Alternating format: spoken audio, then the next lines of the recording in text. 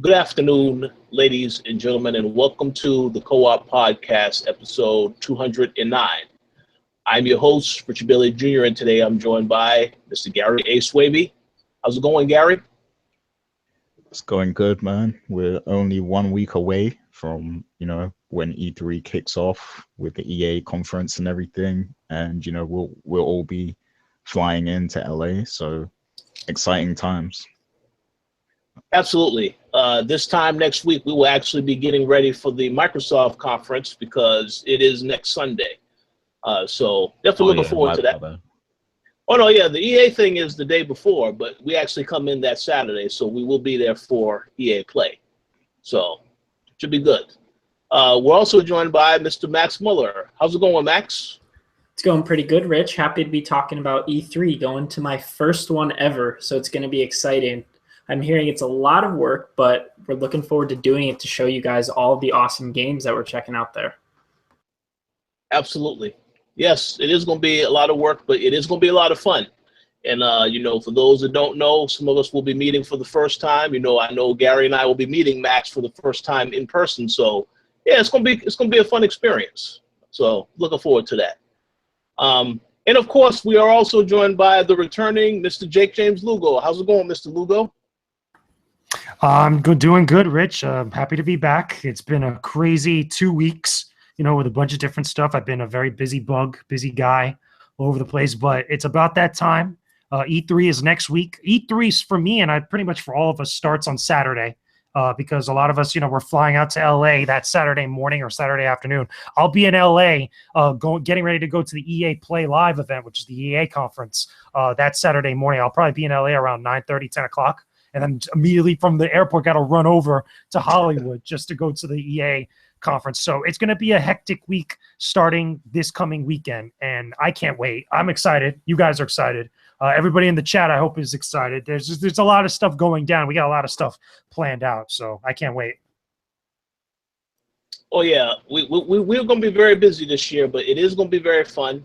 And just as you said, yes, you'll be going to the EA conference the same day you land. I also will be there as well because I have to. It's a Battlefront 2 capture session that I have to attend. So we're gonna play it. We're gonna play Battlefront 2 for the first time, which is gonna be crazy.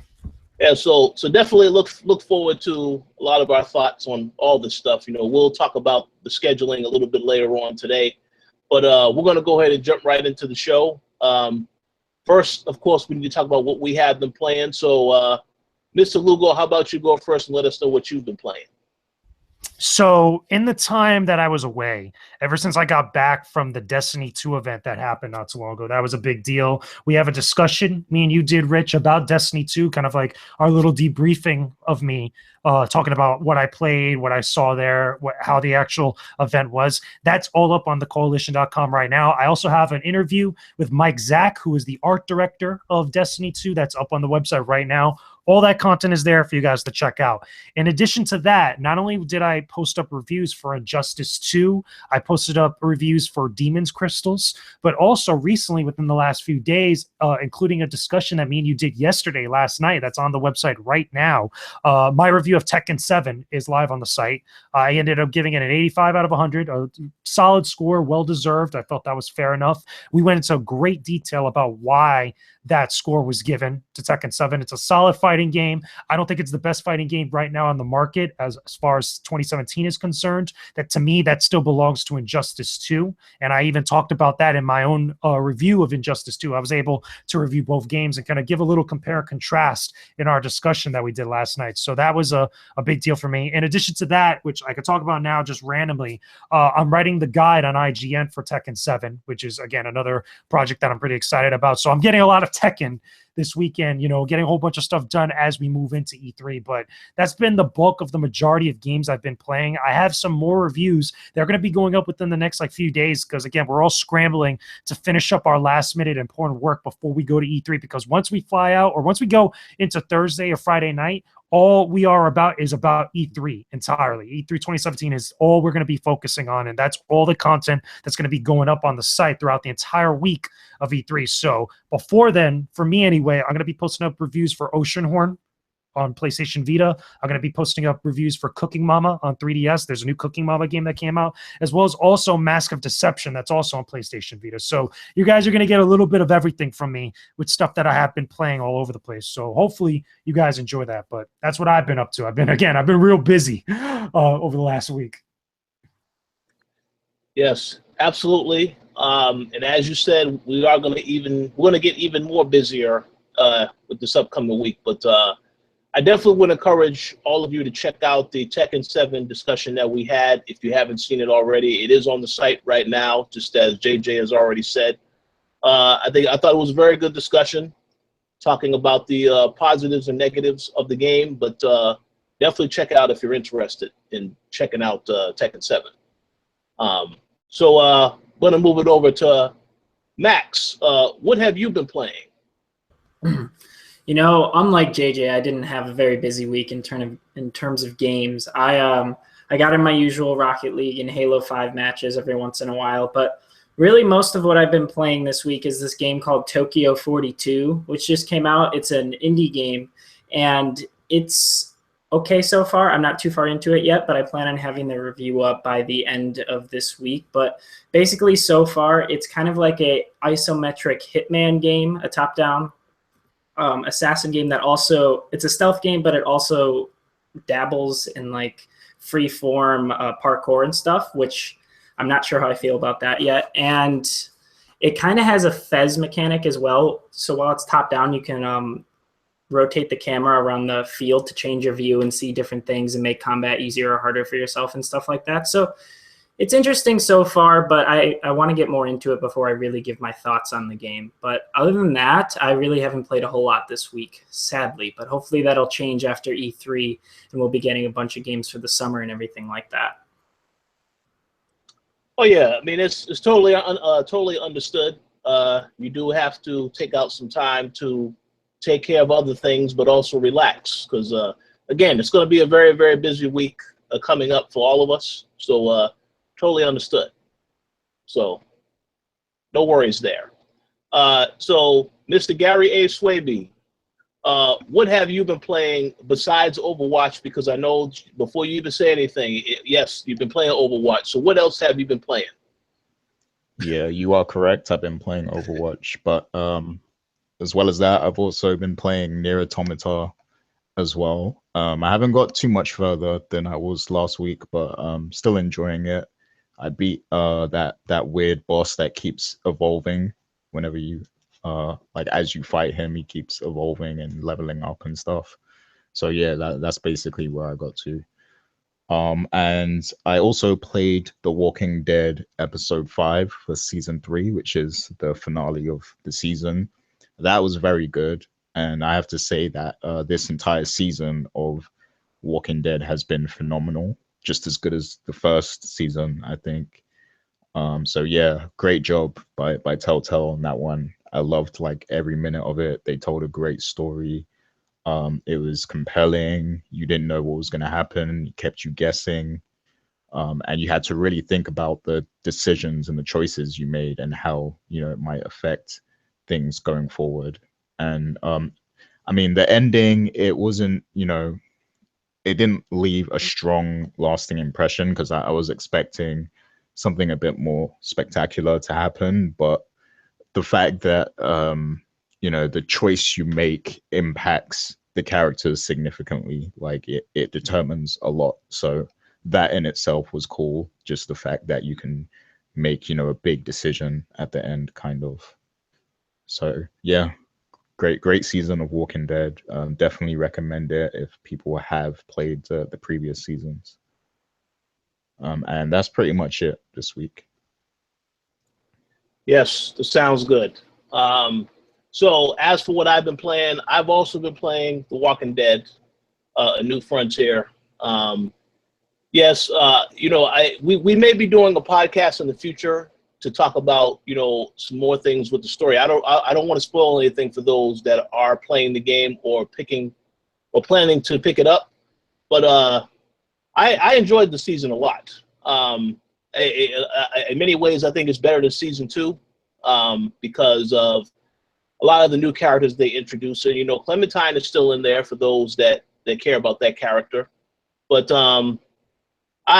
I mean, there's a lot to say about that game. I'm just going to say right now, if you are a Walking Dead fan, if you are contemplating picking up this season, you definitely owe it to yourself to do it. I understand that there's a sale right now on Xbox One on all Telltale games, and I believe that sale ends tomorrow.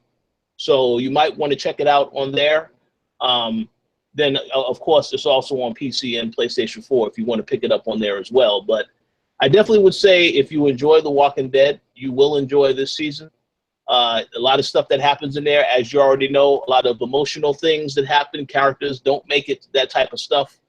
But I really like how they handled the season. And Clementine's role, she's not really a main character. She is in a supporting role, but obviously they're going to have more Walking Dead in the future.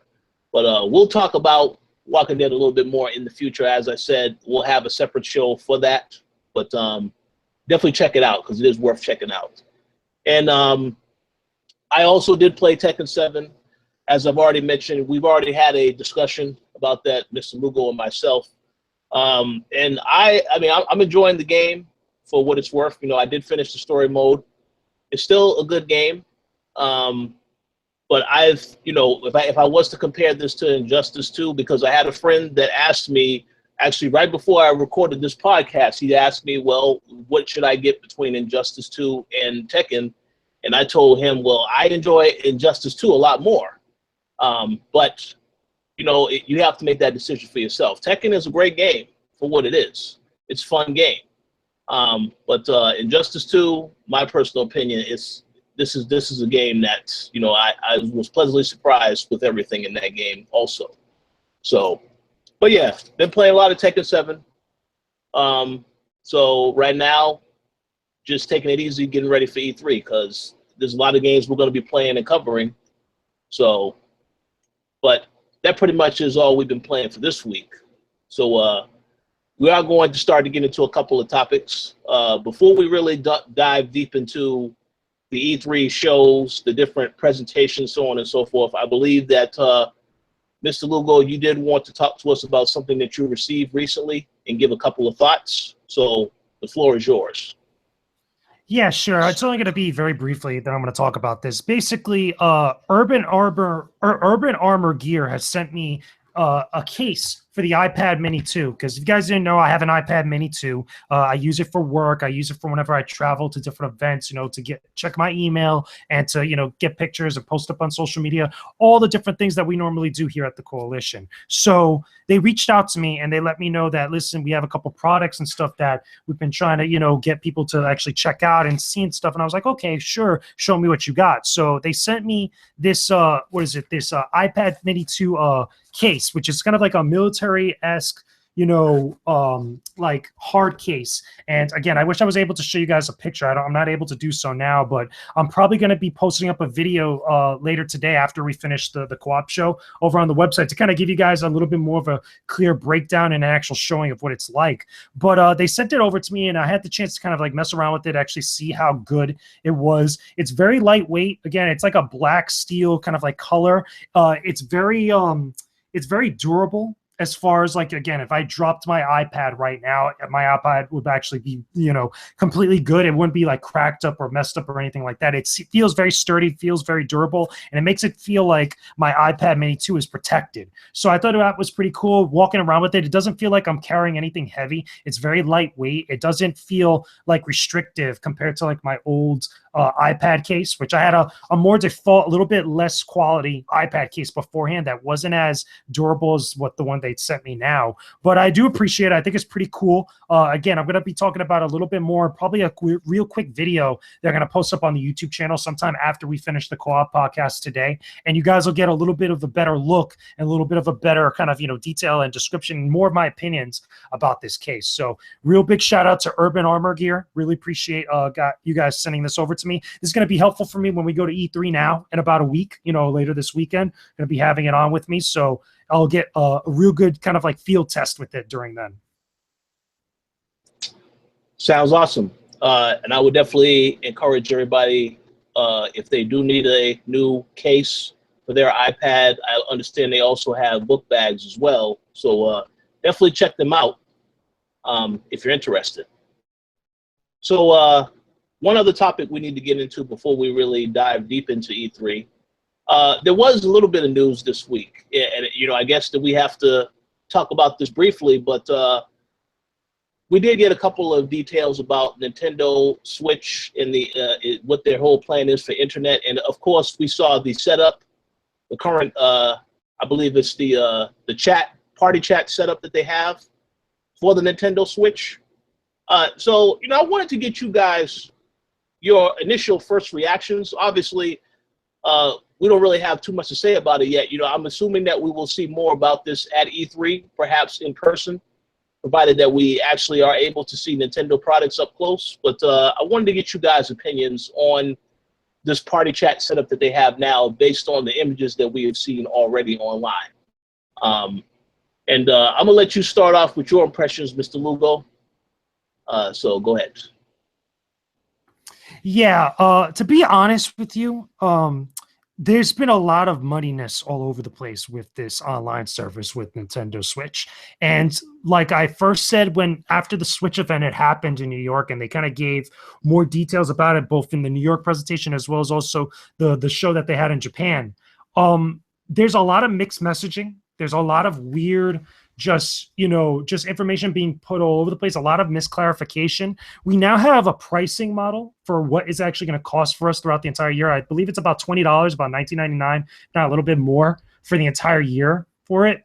And a lot of the stuff that we heard beforehand about the classic games being given for 1 month and such, that's going to be completely gone. It's going to be completely changed up. But one of the things I really want to hound upon, and I feel like it's really bad, and I think it's a terrible idea, like a lot of other people have commented on, is the voice communication through the Switch. You're not only going to have this headset that connects to your mobile device, your phone, not necessarily the Switch itself, but you're going to have this headset with this kind of like extra peripheral that connects between both the Switch and your mobile phone, and you're going to need a mobile app on your phone in order to communicate online with other people.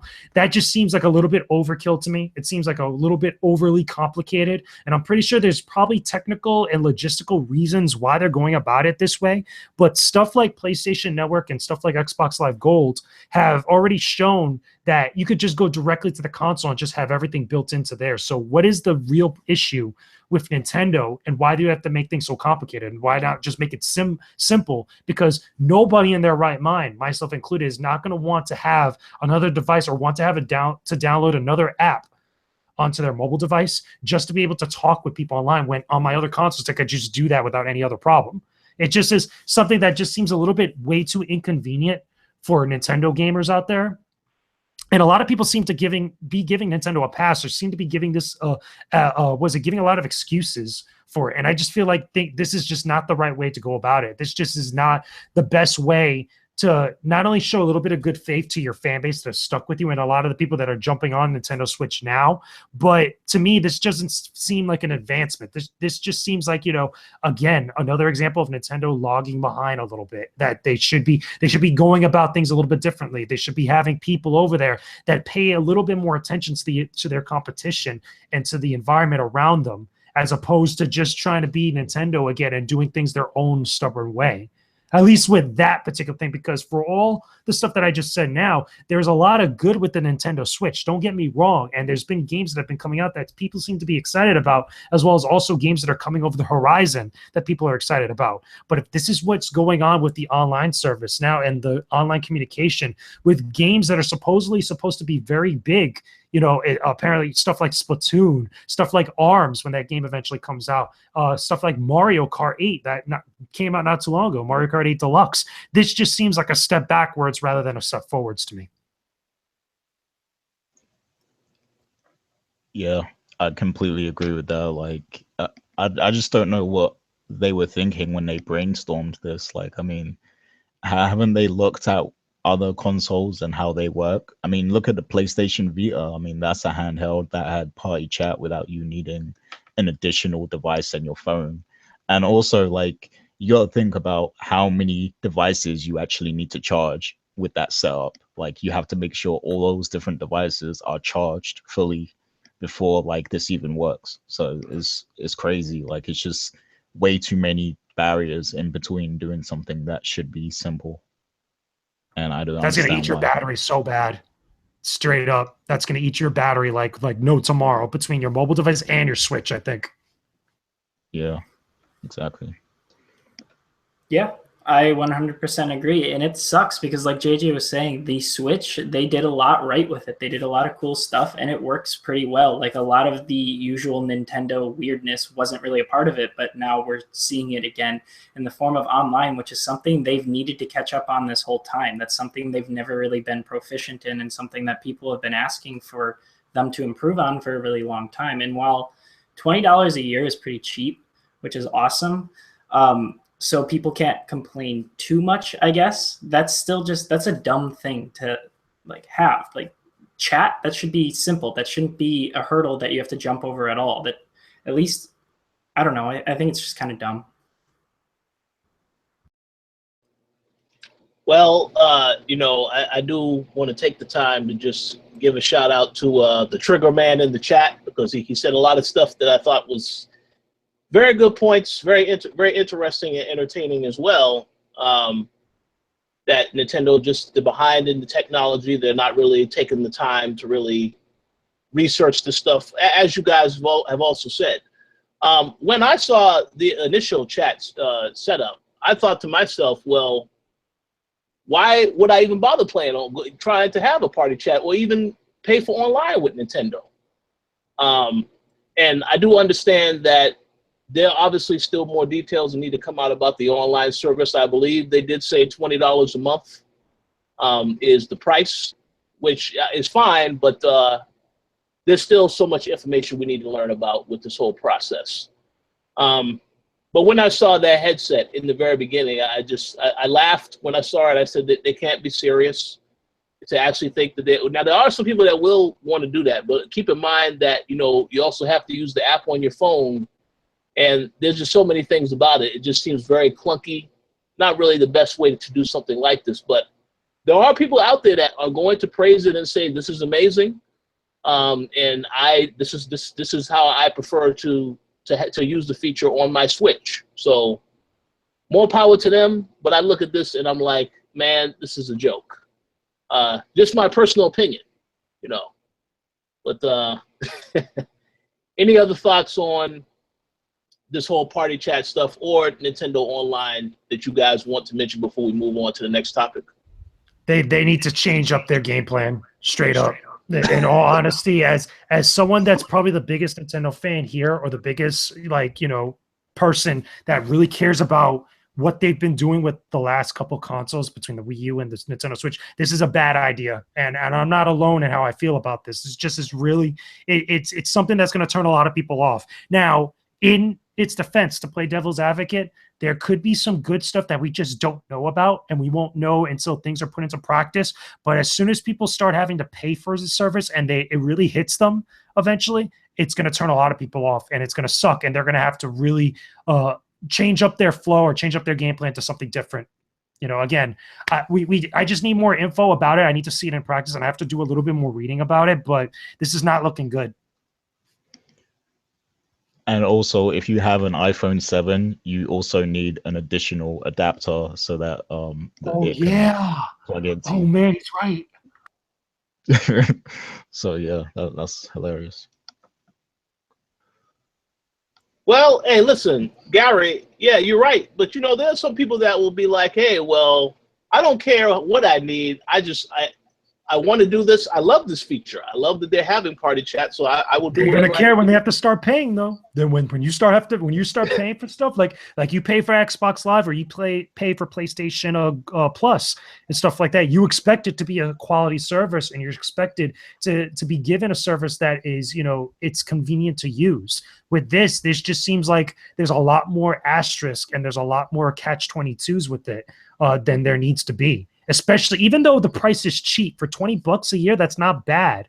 But with everything else, it just seems like things should be up with the current standard that's with the industry right now, and it's not, at least from what I'm seeing. Yeah, no, you're absolutely correct. I don't know. Max, you had anything else you wanted to add? Because it looked like you was about to say something. Oh, no, not really. I don't have a whole lot to add on this just because like I don't have a Switch or anything like that, but it's kind of dumb in my opinion. Like it's just something that shouldn't really have happened, you know? I agree. And the only thing I will say in case Nintendo does watch this video later, yes, Nintendo, I do plan to get a Switch, but you have done nothing to sell me online yet. So you have a lot more explaining to do. So I'll leave it at that. So let's go ahead and let's dive into E3 2017. You know, this is no doubt the Super Bowl, I would say, of the video game. You know, for video game fans, this is their Super Bowl. And so I would say in some regards. So we want to basically talk about our predictions on what will happen at these conferences that are going to be coming up, starting with next Saturday, which is the EA conference, EA Play. Now, as I mentioned earlier, you know, we will be at EA Play later in that day because we're going to have hands-on time with Madden NFL. Well, I know I will. I know a few other guys in this particular call don't care about sports games. That's fine. But we will get our hands on Star Wars Battlefront and Need for Speed, the new game that we had got a reveal trailer for the other day. So I wanted to ask you guys, though, in terms of the actual presentation, do you have any predictions as to some things that we might see at the EA conference? And just, you know, your overall thoughts on whether or not you think that they're going to show something exciting and it's going to be a good show. So whoever wants to go first, feel free to do so. I just hope that the Battlefront story is good. I'm not really into too many EA games right now. Like Mass Effect just came out, so we're probably not going to be seeing anything on that. And I don't really play many of the sports games they come out with or anything. Need for Speed, that looks kind of cool, but that's not really something that I'm too invested in either. But I just really hope that Battlefront story is good because that's something that I miss playing. And the first game, as we all know, just didn't really deliver on anything. And I miss playing the games like back in the day on the PS2, Star Wars Battlefront 1 and 2, and the space battles and everything like that. So I want that back in my life. So I hope that they're able to return back to that, and we'll be able to know for sure at EA Play when we can play it ourselves. But other than that, in terms of EA, there's not too much I'm looking forward to. Yeah, I echo Max. I'm really not that interested in a lot of EA properties right now, like especially all the sports stuff. Like I hope they don't spend too much time on sports. But I do think that this show will probably be kind of in two halves. Now, I think the first half will focus more on the sports stuff and include Need for Speed as well. And then I think they'll start to shift towards Star Wars now, and they'll probably have like, you know, a big presentation about Battlefront 2. And then I think they might show off some other stuff. Like I think they might announce the Amy Hennig game that's, you know, in production. And also I'm hoping, what I really hope that we get at some point is a remaster of KOTOR, because that would be incredible if we could get something like that. But yeah, I think, you know, I think they're going to focus heavy on Star Wars. So not just Battlefront. I think there will be some other things there too. I'll go ahead, JJ. I agree to be honest with you. But the thing is that while I do feel that the show itself is going to be very heavy on Star Wars because that's their biggest IP or biggest license right now, especially with Star Wars Battlefront 2. Unlike Max, I'm not too worried about the story mode. I know it's going to be good. It's because that was the biggest criticism about the last game, outside of like, you know, different aspects here and there. And I know one of the people that's actually writing the story for it, or it has written some stuff for the Battlefront 2 story mode, which is Mitch Dyer, that used to work at IGN.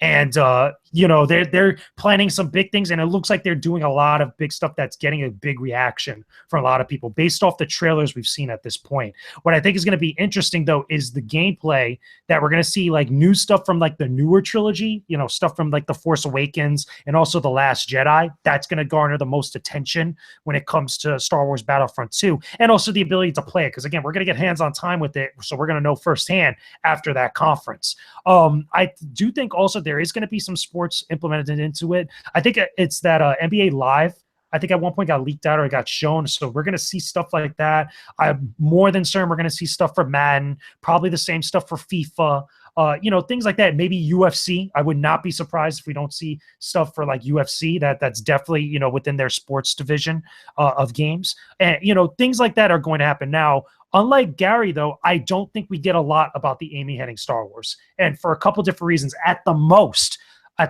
I feel like we get a teaser for it, and we get no details about it. We just get a clarification of what it is and what it's about. We don't get any clarification of what type of game it is going to be, which I think a lot of people have already said at this point with Visceral, it's going to be a third-person action game. At least that's what the general consensus and rumor has been for like a long time now at this point, because we haven't heard anything about it for a while.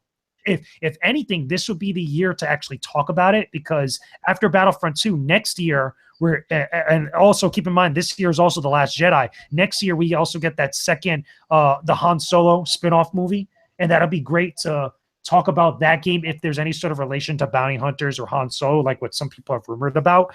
But at the most, we get a teaser trailer. At the least, we don't get anything at all. At least that's where I'm kind of like thinking. I think it's going to be mostly more about Battlefront 2, the sports games, maybe a little bit of acknowledgement about Mass Effect. I don't think they're really going to talk about Mass Effect whatsoever, because from my understanding, that's under ice now ever since Mass Effect Andromeda came out and the reception to that game. They'll probably talk about show it in like some of the different sizzle reels and stuff, but maybe you hear some details about updates and patches, but I don't think you get any talk about games like that.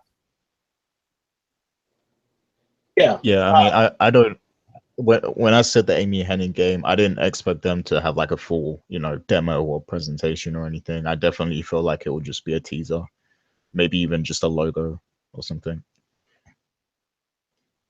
But yeah, I agree. Go ahead, Rich. I agree. At the most, a logo. So I agree with a lot that was said. I'm also going to add on to more of what JJ said about the Battlefront 2 story. The other reason why I'm not worried about it is because one of the main guys working on the story is Walt Williams. And if you know Walt Williams, he also made a game called Spec Ops: The Line, which is a game that a lot of people praise. So I'm not really worried about the Battlefront game. I think that's going to turn out great. I do think that, what we will see, what I believe we are going to see for the majority of the actual, when we are actually there for that game, is going to be the multiplayer. I mean, I believe that's what the capture event is for, that we're going to, is just for multiplayer. Maybe there'll be some of the story that we see in the actual presentation, but we'll see about that. In terms of some of the other games you mentioned, yeah, I know NBA Live is coming back. I know a lot of people have already said that they believe that this NBA Live, once again, is going to give 2K some competition. I don't know about that, because 2K does so much with their particular franchise. I mean, there's some stuff that isn't really too different from game to game, but they add other stuff in there every year that makes it different. And of course, they also have the 2K show that you can actually watch on the game as well. So I don't really, I'm glad that NBA Live is coming back. It'll be some type of options that you'll have in terms of sports games for basketball. So that's a good thing. Whether or not it's going to be good, though, I will have to reserve my judgment until I actually see it in action. But yeah, all the other games you mentioned, I do believe we are going to see some of the Amy Hennig game. Not going to be a major focus, again, because I believe they want to put their focus on the games coming out this year, not too much on the games coming out in the future. But with that said, yeah, we are going to see some of that game, I believe, at least get an idea as to what it actually is. Because the last conference they talked about it, but they didn't really go into any other details. Two other things I did want to mention. One game that I'm surprised nobody did mention. BioWare is working on another game. Now, they've already delayed that game, from what we understand, to 2019. That doesn't stop the possibility of them showing a teaser trailer or something to actually show us what this game is. It may not be gameplay footage, so to speak. But I mean, this is just an idea of something that I think we are definitely going to see, because this is I believe that Mass Effect Andromeda, I think we can all agree in this particular chat that game, it just did not live up to everybody's expectations. And they want to, if I was BioWare or EA, I would want to try to damage control the situation, let everyone know BioWare still has something else they're working on. But they won't really reveal too much information for that game. But you have to know that EA is going to have, just like all the other shows we're going to get into, they're going to have something that they show that no one was really talking about at the moment. So I think the BioWare project is that. Just my thoughts on that. In terms of some other things that we could see, I mean, yeah, the Need for Speed game, I did see the footage. It looks interesting.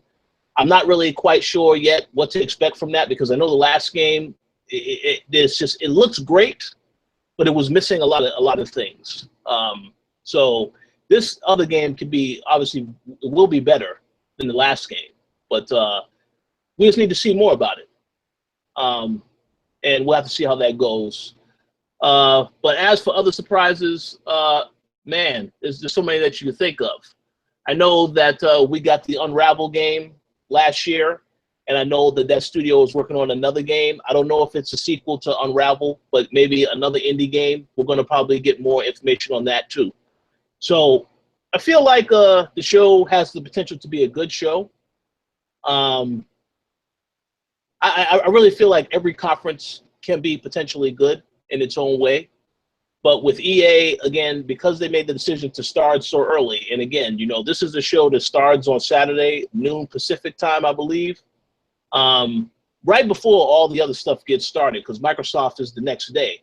So, you know, I kind of feel like they will, I believe the show will do okay. It'll get a little bit of attention, a little bit of buzz. But of course, when Microsoft takes the stage the next day, all the focus will be on that. But in terms of the other surprises, I mean, I don't really know what else EA can show outside of what we know they have shown in the past. I just hope that this is not a conference where it's another concept show. Like we went to an E3 in the past where everything was, well, this is something that we are working on, but we don't actually know what the hell we're working on yet. I hope it's not that type of a show. But we'll see what happens. You think we don't need concepts. No. You think there's any chance at all of like Mirror's Edge being talked about? Oh, well, here's the thing. The last Mirror's Edge game didn't do well, right? No. So It did not. You know, I'm not sure. I'm not sure about that.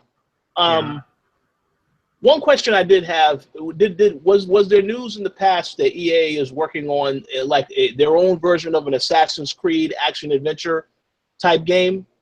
So I mean, I do believe that news did come out, and that is something that they are going to talk about at some point. I just don't. I don't think that's coming out anytime soon, because for those that aren't aware, you know, way back in the day, this is several years ago. But we did talk about it on the co-op. EA did try to purchase Take-Two, and they also tried to purchase Ubisoft. And at that time, they were unsuccessful with both of those ventures, because Ubisoft said, well, we have other projects we're working on, because they wanted Assassin's Creed. Now Jade Raymond is at EA, so I think that they definitely want to try and create something. I'm not saying it's going to be an Assassin's Creed type of game. It's just going to be an action-adventure type of game that is a series that they want to make. But I don't really know what else EA can show us that would excite us. Outside of, you know, Madden, Madden, I guess it's going to be good. I'm just hoping Tom Brady, nothing happens to him since he's on the cover of Madden. But, you know, I don't really think that there's anything else they can show us that will blow us away, but I could be wrong. Gary, quick question for you. I know we saw an article recently about Dragon Age 4 now is being written. I was going to bring that up. Okay, go ahead. Oh, go ahead. I was going to ask you. You know, I was just going to ask if you think we may hear something about this at the EA conference. Yeah, I was going to say that would be something that would get me vaguely interested, but you know, judging by the, you know, Mass Effect Andromeda and Inquisition. Now, Inquisition was a good game, don't get me wrong, but it didn't have the same magic as, you know, the first Dragon Age game. And even Dragon Age 2 it had phenomenal storytelling still. It's just the gameplay wasn't that great. But yeah, Inquisition, it kind of followed that new formula of, you know, having loads of side content that that's not always relevant. And, you know, Andromeda had that also. So, I mean, it would get me interested because I love Dragon Age. But if it's going to be similar to what they've been making, you know, previously, then I don't know, man. I might be a little concerned. But I could definitely see it happening. Maybe they'll tease it. I mean, yeah, I think, you know, because there was that article on Eurogamer that came out and said that they're already writing there was a writer that actually is working on some material now for the game. Maybe it's very, very early in development. But I mean, I guess we'll hear more about that at some point. As for Mass Effect, you know, I wanted to ask you guys, you know, do you now, we already know that the studio, they said that now the series is on hold. Do you think that this means that there will be no DLC, nothing coming for the game at all? Or do you think that they may still try to put out some additional content here or there to try and, you know, win people back over? Or do you think it's just done? They won't announce anything like that at EA? I think... No, go ahead, Gary.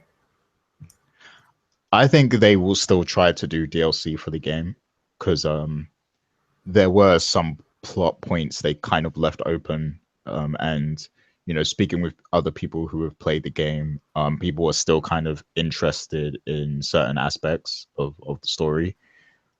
So yeah, I think for those people, they'll probably release some additional content, you know. But me personally, I won't be that excited for it. But yeah, I'm sure they're still going to release something. And when they say that it's on hold, they probably just won't have, you know, an immediate priority to make another Mass Effect game after this one, I guess. Yeah. But go ahead, Max.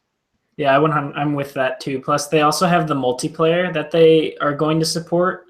And I know they said that all the DLC for that is supposed to be free. And they still do like community events. I always see them tweeting about them on Twitter and everything like that. So I'm sure they're going to keep supporting it. But yeah, like Gary, I'm not going to care for it too much. If it's free, I'll probably check it out. But I don't know. I still have to go back and actually play through the game. So who knows when that's going to happen. Yeah.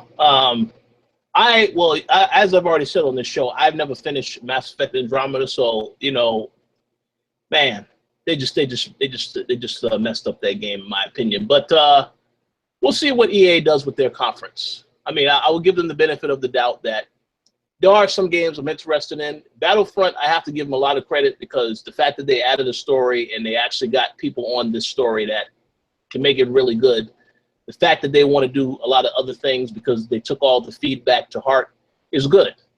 So we'll just have to see how it all turns out in the end. But any final thoughts on EA conference and predictions before we move on to Microsoft? Okay. Nope. All right. I know Mr. Lugo will be joining us again momentarily. He had a bit of technical issues, so he'll be back in here. But okay, let's talk about the conference that, you know, will definitely have all of our attention on Sunday, next Sunday, this time next Sunday.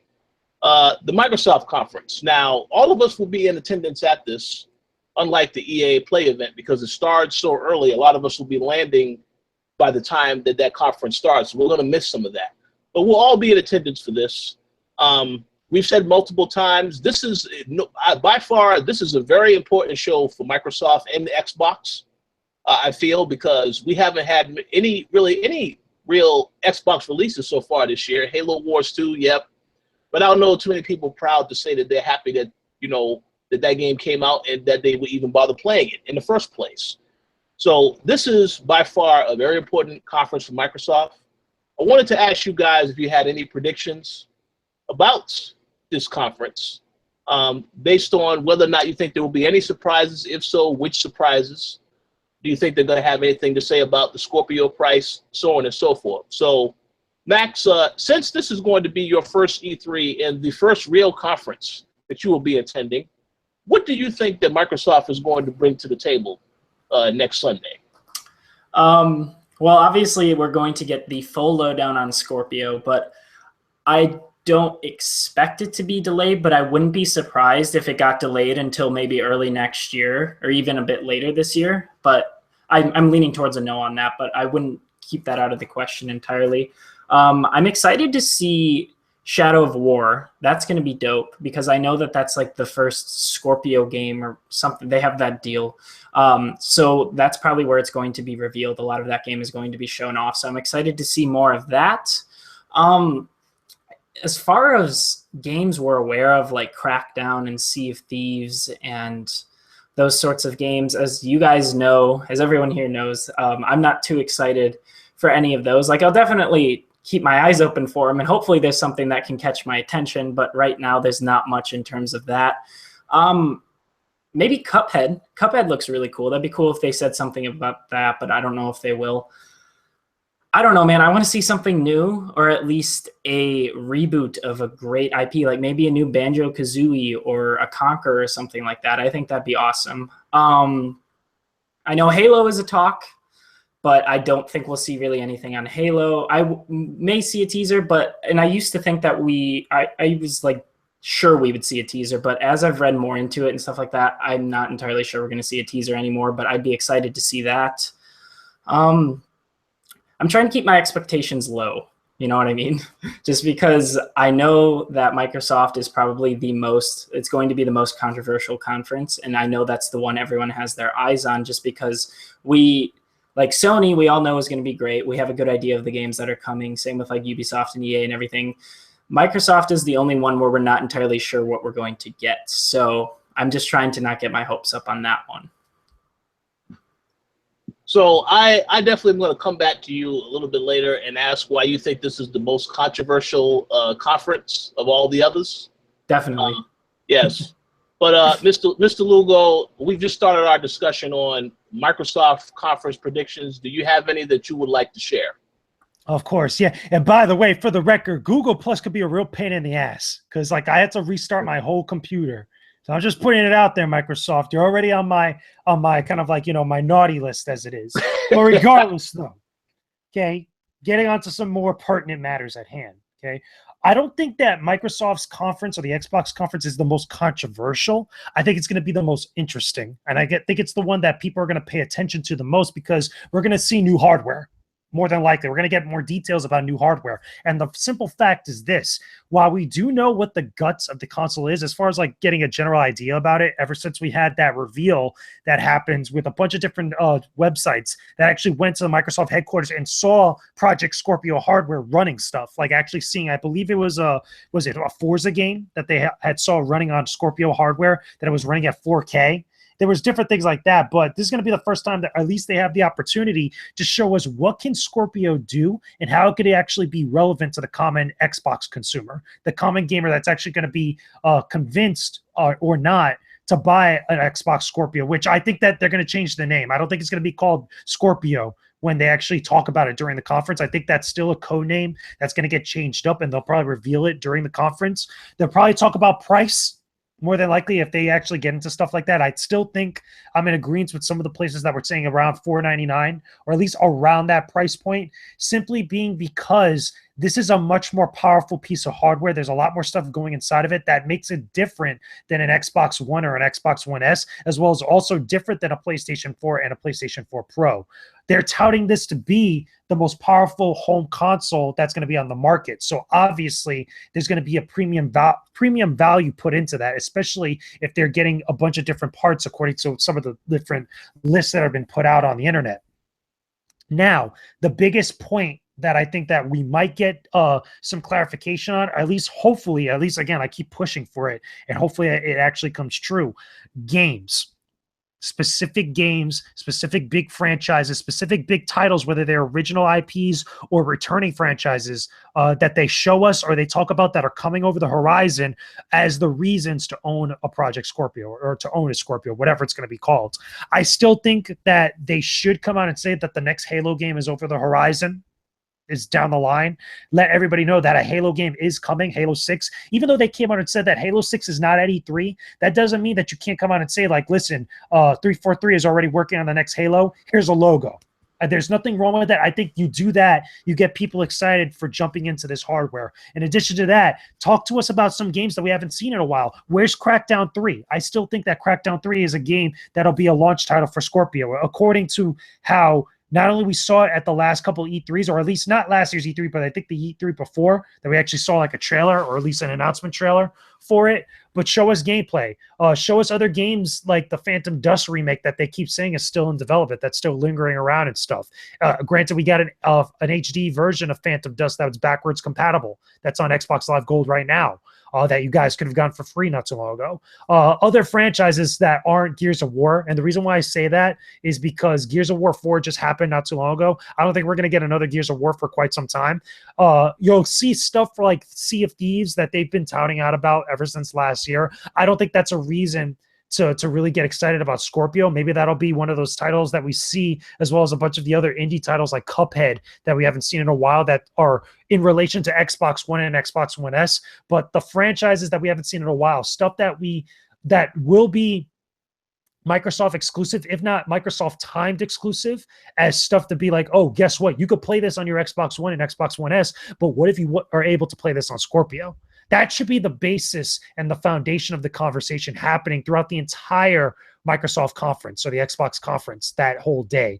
If they go about it in that way, or at least somewhat similar, then I think Microsoft and Xbox will be in good shape. If they don't, however, and we don't get a lot of clarification about what Scorpio is, what the price is, what are the games that we should be or what we are going to be playing on it, then I think they're in trouble. And that's the thing about it, is that everybody's going to be looking at this conference to see as if they go about it that way. And then for a fact, based off of whatever goes down like that, during that conference, everybody's going to pay attention to PlayStation afterwards the next day to see if there's any sort of like stuff that we could compare or contrast. Because I think right now with the PlayStation 4 Pro on the market, everybody's looking to see if Scorpio is going to be that definitive like, 1-2 punch between being powerful hardware or being the most powerful hardware and having games to go along with it.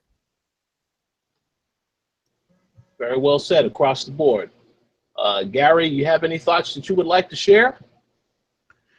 Yeah, real quick, because I saw someone say that, remember when Microsoft didn't focus on small indies?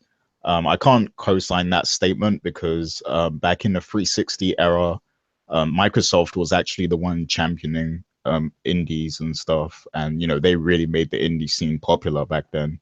And then, this generation, it's kind of been Sony more, championing the indies and stuff. But Microsoft did actually focus heavy on indies originally. So I just wanted to put that out there. But yeah, as for the conference, I definitely feel like they're going to start off by talking about the Scorpio, the elephant in the room and everything. And because, they have to sell us on games. So I think they have to talk hardware first. They have to kind of get that out of the way, put the price out there so that we're not waiting throughout the whole conference to see the price and everything. Like, just put it all out there at the start. And then, I'm thinking maybe it's going to be around like $450, $499, something like that, maybe. But yeah, and then once they've put that out there, then I expect the entire conference to just focus on games. I expect to see third-party deals. Of course, the Warner Brothers one will be one of them for Shadow of War. And I think also that they're going to try and sell you on Game Pass. And I think that they're going to announce that Cuphead is available right now. Like, you can go buy it right now, like while the conference is happening, and that it's part of Game Pass. That would be that awesome. might happen. I think that'd be a great idea. That'd be smart because that game's been in development for a while, for a long, long time. And it'd be good for them to have some good news that's a surprise rather than more bad news that's a surprise. Because remember, when we were at E3 last year, we saw Scalebound. People saw Scalebound being played. And then not too long afterwards, that got canceled. So people were worried about Cuphead for a long time because that game could have been in danger of being canceled as well. So it'd be awesome to have that, especially if it's available right after the show. Yeah. Yeah, I could definitely see them doing that because people have been waiting for that game for a very long time. So I can see that happening. And yeah, I mean, I don't know what kind of, games that they'll have. Like, I just hope they have enough and that we don't have to wait too long. I'm not too sure what to make of the Scorpio release date, to be honest with you. I mean, Shadow of War got delayed, so I'm thinking there must be a reason for that. So I think maybe it's still this year. So yeah, I'm hoping that they have a lot of third-party deals, that will work in their favor this year and next year as well, and that they have a lot of new IPs and stuff to show, like exclusive stuff. Of course, we're probably going to see a big demonstration of Crackdown. That goes without saying. That will probably be what they use to sell the Scorpio kind of thing. But yeah, that's really all my predictions for the conference. All right, so you guys touched on a lot of things that I was thinking of saying as well. First and foremost, I think that's a great idea, Gary. If Microsoft does announce that Cuphead is available day and date, it's available the same day as their conference, that'll be amazing. What I think you are going to get, though, is you're going to get them say Halo 5 is now on PC. I think that's a guarantee. Wow. That's coming. You think that's a guarantee? Oh, yeah. No, I think so, because I know that they released the Forge map stuff on PC.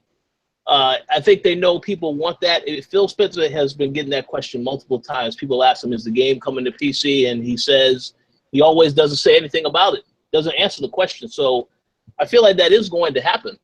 Now, what that means for Halo 6, we'll see. But 343 did say that they will be there. But they said they're not going to be there to talk about Halo 6. So what else? Why else would they be there? What else can they talk about? Yeah, they said they'll have a small surprise, so that would be a nice surprise, actually. Yeah, and I think a lot of people who are PC fans will be ecstatic because they do not want to buy an Xbox One for Halo 5. As we've said multiple times, I think we are in agreement. Me and Max are in agreement. The story mode was not. I did not like the story, but the multiplayer is fantastic for Halo. So that'll be great if it is coming to PC. In terms of other surprises, though, I did see, again, I know you guys have already talked about the price. And part of me does think $499 is the price, because I know when I picked up the first Xbox One, that was the price for that system. I know they said this is a premium product. I don't think that they're expecting everybody to buy an Xbox Scorpio, whatever it's called. But I will say this. If Microsoft decided to, for some reason, say $399, I will be very interested to see what the responses will be to that. Because I know Reggie has been on the show. He's in the chat now. I know he said that that would be a problem if he saw that price. I mean, I don't know. But I feel like Microsoft, the way they are framing the Scorpio, because it is more powerful, a lot of people have said that they may feel as though that this is the system that the original Xbox One should have been. And in that case, I feel like they're going to want to try and make it a reasonable price, even though it's still going to be more expensive than the current Xbox One S. But, I mean, we have to see it. I still think $499 is what I would expect it to be. But if they go lower than that, that'll be very surprising. But we'll see. I do agree with what Gary said about Game Pass being something that they're definitely going to really emphasize a lot more. And we will get into that later, because I think Sony is going to say something about what their counter is to that also. But I just think in terms of other surprises that we could get, I do like some type of Conquer game, as Max said earlier, but I don't really know what's going to happen with that. I have to say that I hope that Sea of Thieves does well, but I can already tell you that I don't think this is a game that I would want to play, because what I've seen so far of that game, I'm not really sold on it. Should have been Banjo-Kazooie. That should have been they should have had a Banjo-Kazooie game, whether it's Rare or another section of Microsoft working on it, because they have the IP. They got Rare. I don't know why they haven't gone back to that series yet. Granted, Nuts and Bolts wasn't all that great, and again, they keep toying with everybody with the Conquer franchise or just the Conquer IP. Banjo-Kazooie should be a part of their lineup. That'd be interesting if they have something like that on Scorpio down the line, if not, maybe not at launch, but maybe down the line and stuff after Sea of Thieves. But they should have did that. I agree. Yeah, I hope they announce something like that, like a surprise. But you know why they didn't do that, and I think this goes back to the discussion we had on last week's show when we found out about what happened with Alan Wake 2 and the fact that Microsoft said when Remedy came to them and said they wanted to work on Alan Wake 2, they said, no, we want a new IP, we want Quantum Break. So maybe this is why they told Rare, we want another project. We don't want you guys working on anything having to do with that for now. But I don't know.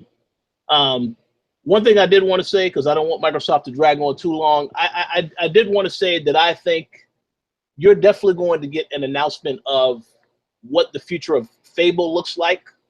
Because when that game got canceled, that last Fable game got canceled, the reaction to that was just as bad as Scalebound. But even more so because, I mean, that both this and Scalebound getting canceled, this is not good news for Microsoft. We saw that game at E3. Remember that Fable? I think it was Fable Legends, right? It was the last one, and also the on Rails one that was being developed. We saw those games being played, and I don't remember if any one of us played it because I didn't play it when I saw it, but it was somewhat in like a completed capacity. Yes, we didn't play it this year. I know in the past, Ed actually got a chance to play it at one of the E3s.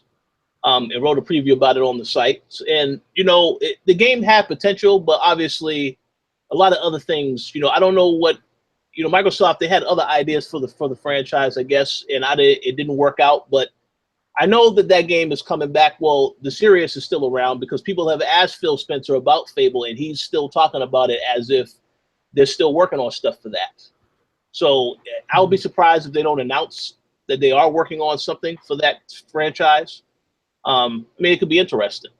But one thing I did want to mention, I think it's very important to mention it. I know you guys have already mentioned, Gary has already mentioned the fact that we had Shadow of War get delayed. Now it's coming out October 10th. I have to agree that particular delay, and they just said we just need more time to work on the game.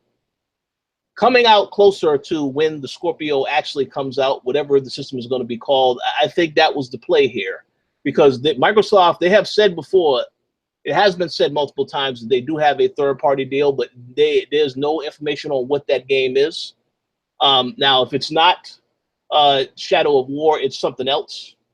I don't really know what else it could be. Maybe it's Assassin's Creed or it's something else. We already know what it isn't because we know what marketing deals the Sony has on their games, on the games coming out to their platform. So we'll find out what that is, obviously, at the show. But I don't really know what else Microsoft can pull out, in terms of surprises. I do know that they announced a couple of days ago that Gears of War 4, there's some more DLC content coming for that, for like the season pass stuff for Horde mode. I don't know if there's a possible story expansion that they may do for that. I think it would be smart if they did because of how Gears of War 4 ended, unless they just decide to just straight up work on Gears of War 5. But I mean, we'll see. We'll see. But I think the Koalition, I'm talking about, we'll be there, but I'm talking about the other Koalition. I think they will definitely have something to show at E3. Maybe it's a remaster of another game for Gears of War. I mean, I don't know. But we'll have to see about that. But any final thoughts on Microsoft before we move on to Bethesda? I think there's a possibility we might see the results of Phil Spencer's trip to Japan. Remember when he went over to Japan? Yes. So very good. I wouldn't be surprised if they have maybe a JRPG, maybe. Lost Odyssey 2? I don't know. That's a hard sell because the Japanese market just does not care about Microsoft or Xbox. It's a very, very hard sell. It's interesting that he went over there. Hopefully something cool comes out of it. I don't think it's a Lost Odyssey 2. I don't know if necessarily it'd be anything but a new IP, but I know the market over there for like years, they just have not cared about the Xbox ecosystem. Maybe he's got something that'll change it. I mean, I wouldn't be mad at a Lost Odyssey 2 or a Blue Dragon if they pulled that off. That would be great. I think I just saw Max says that he wants a Recore too. Max, that is not what I said. I was shitting on it. That was another one. That was a damn shame too. Hey, I think that'll be fantastic. Yeah, that'll be fantastic. Another Recore. Oh yeah, Shadow of the Tomb Raider. I don't know about that game. I heard about that game that got rumored a long time ago. There was a couple of leaks, but I don't know. We'll see. We'll see. But I have to agree, Microsoft show definitely interesting because no one knows what they can show. I mean, we obviously know Crackdown, stuff like that. State of Decay 2, yeah, we know about. And then, of course, Forza, which I do expect to get announced, obviously. But they need something else. You know, they need some other stuff that people are not expecting. So I'll be very interested to see what they have to show. But if that's it for Microsoft, I guess we'll move on to Bethesda. I know the Bethesda conversation won't be as long because I think we already have an idea of what's going to get announced. But yes, the Bethesda conference takes place later that day, next Sunday. Some of us may be there. We're still awaiting to find out who all is actually going to be there, which we will know this week. But in terms of the show, I'm just going to say mine's real quick. Wolfenstein 2, or whatever it is, the new Colossus, that is definitely going to get revealed because if multiple people have come out and said or hinted that they're working on another Wolfenstein game, including the actor who plays Wolfenstein. So that is definitely going to get announced, revealed. I don't know when the game is coming out, maybe 2018. I'll be surprised if it doesn't come out this year because, you know, Bethesda has this thing where they announce a game and it usually comes out later in the year. They did that with Fallout 4, and that was to everybody's surprise. So I would be surprised if Wolfenstein came out this year, but I think 2018 more likely. And, of course, The Evil Within 2, which is another game that, you know, it has been talked about before. So outside of those surprises, well, not really surprises. I think everybody knows about that. I'm going to go out on a limb and I'm going to say that they will maybe have a teaser or a logo for the next Elder Scrolls game, even though it is nowhere near getting completed at this time. I feel like my logic is this. Bethesda has to have a conference for a reason.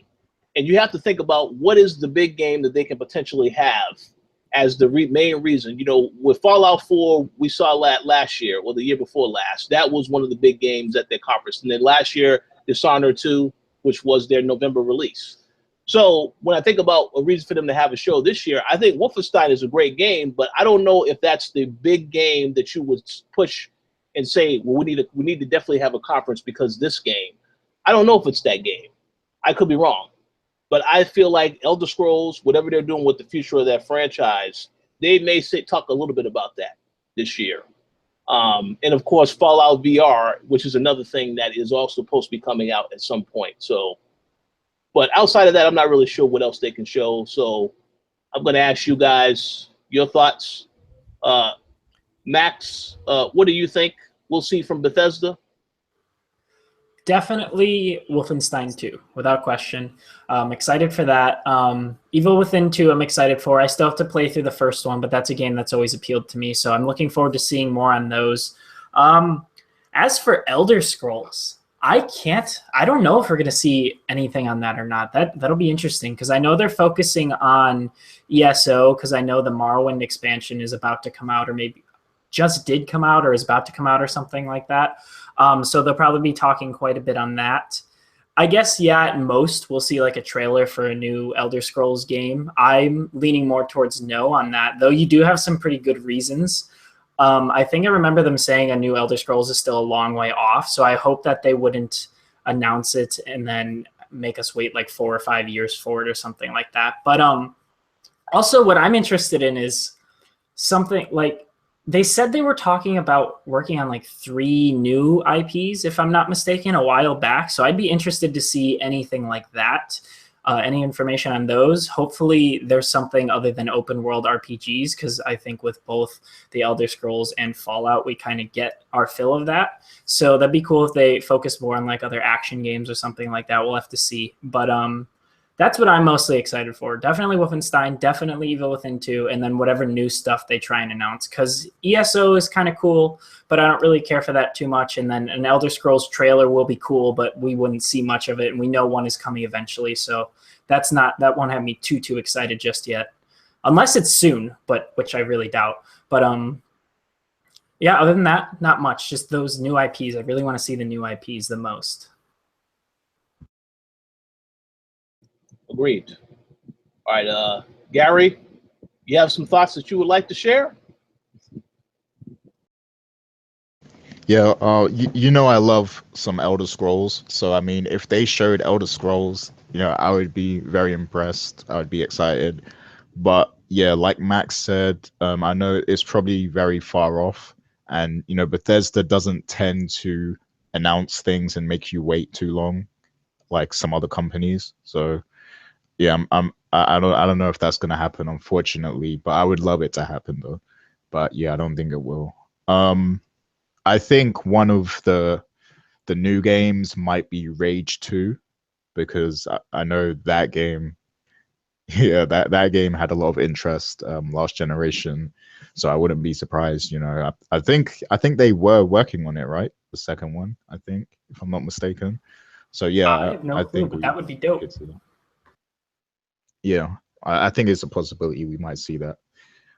Especially because you know post-apocalyptic stuff like is really popular right now still. So yeah, and definitely what was it? Evil Within. Yeah, Evil Within 2. I could see that for sure. And I don't know what else does Bethesda have. Definitely Wolfenstein. I think we're due another one of those, and I still need to play, you know, the last Wolfenstein game as well. But yeah, I think it's about time we get a new one of those because that last one was well received. So yeah, definitely need one of those. But I'm not sure what else from Bethesda, to be honest, besides that. Go ahead, JJ. There's a couple things. I definitely agree on some of the stuff that you guys mentioned. Specifically with the Evil Within 2, and the Elder Scrolls Online stuff. I don't think we see anything with the next Elder Scrolls game. I don't think we get anything about that whatsoever. I do believe though that they do tackle more stuff about Quake, because I think that's going to be a very big deal. I think also the stuff with the Fallout VR stuff, I think that's also going to be another big deal of some things that they could kind of tackle. But also, I think they go back to the well again on Doom. And the reason being is because Doom had a very good response from a lot of people. Granted, all the stuff involving the review embargoes and just like the NDAs and all that stuff surrounding it, where they felt like, you know, that type of stuff, the way they went about it worked well. Everybody unanimously loved Doom. I think, you know, there wasn't a lot of people that really said anything super, super bad about Doom as a game. So I think they maybe go back to that at some point in the same vein that they go back to also Wolfenstein or, you know, Wolfenstein the New Order or anything wherever they're going to go with that series next. But I really feel like those are the types of games that they're really going to focus on. Again, be Elder Scrolls Online and all that new content and Quake. I think they're going to make a much more bigger deal about Quake, maybe even some more gameplay stuff or things maybe that they'll have playable at the show. That's where at least, you know, my head will be at. I don't think you get a lot of crazy, crazy surprises from Bethesda this year. Granted, they're holding a conference, and you know, every time they hold a conference, there's usually some cool stuff that happens there. But that's where my expectations would be along those lines, unless they come out swinging and like blow everybody out the water. Because the last two conferences they have had some big surprises, you know, here and there. So it could be anybody's ball game at this point, but I'm expecting that anyway. Sounds good to me. Yeah, I'll be very interested to see if they came out swinging, but we'll see. We'll see what happens. All right. So, any other final thoughts on Bethesda? I think we can move forward. If not, all right. Let's get into Ubisoft because you know we have to get to Sony because I feel like the Sony discussion is going to be a really good, long, meaty one. So. Ubisoft, though, let's go ahead and jump right into this real quick. They actually released a video basically giving people an idea of what they were going to have at their show. Obviously, the confirmation or the teasing of another Assassin's Creed, which is, you know, I think that's the worst kept secret that Ubisoft does have because they've had stuff that has been out there that has leaked. But yeah, the Assassin's Creed thing we know is coming. We know South Park because there's a release date already for October for that game.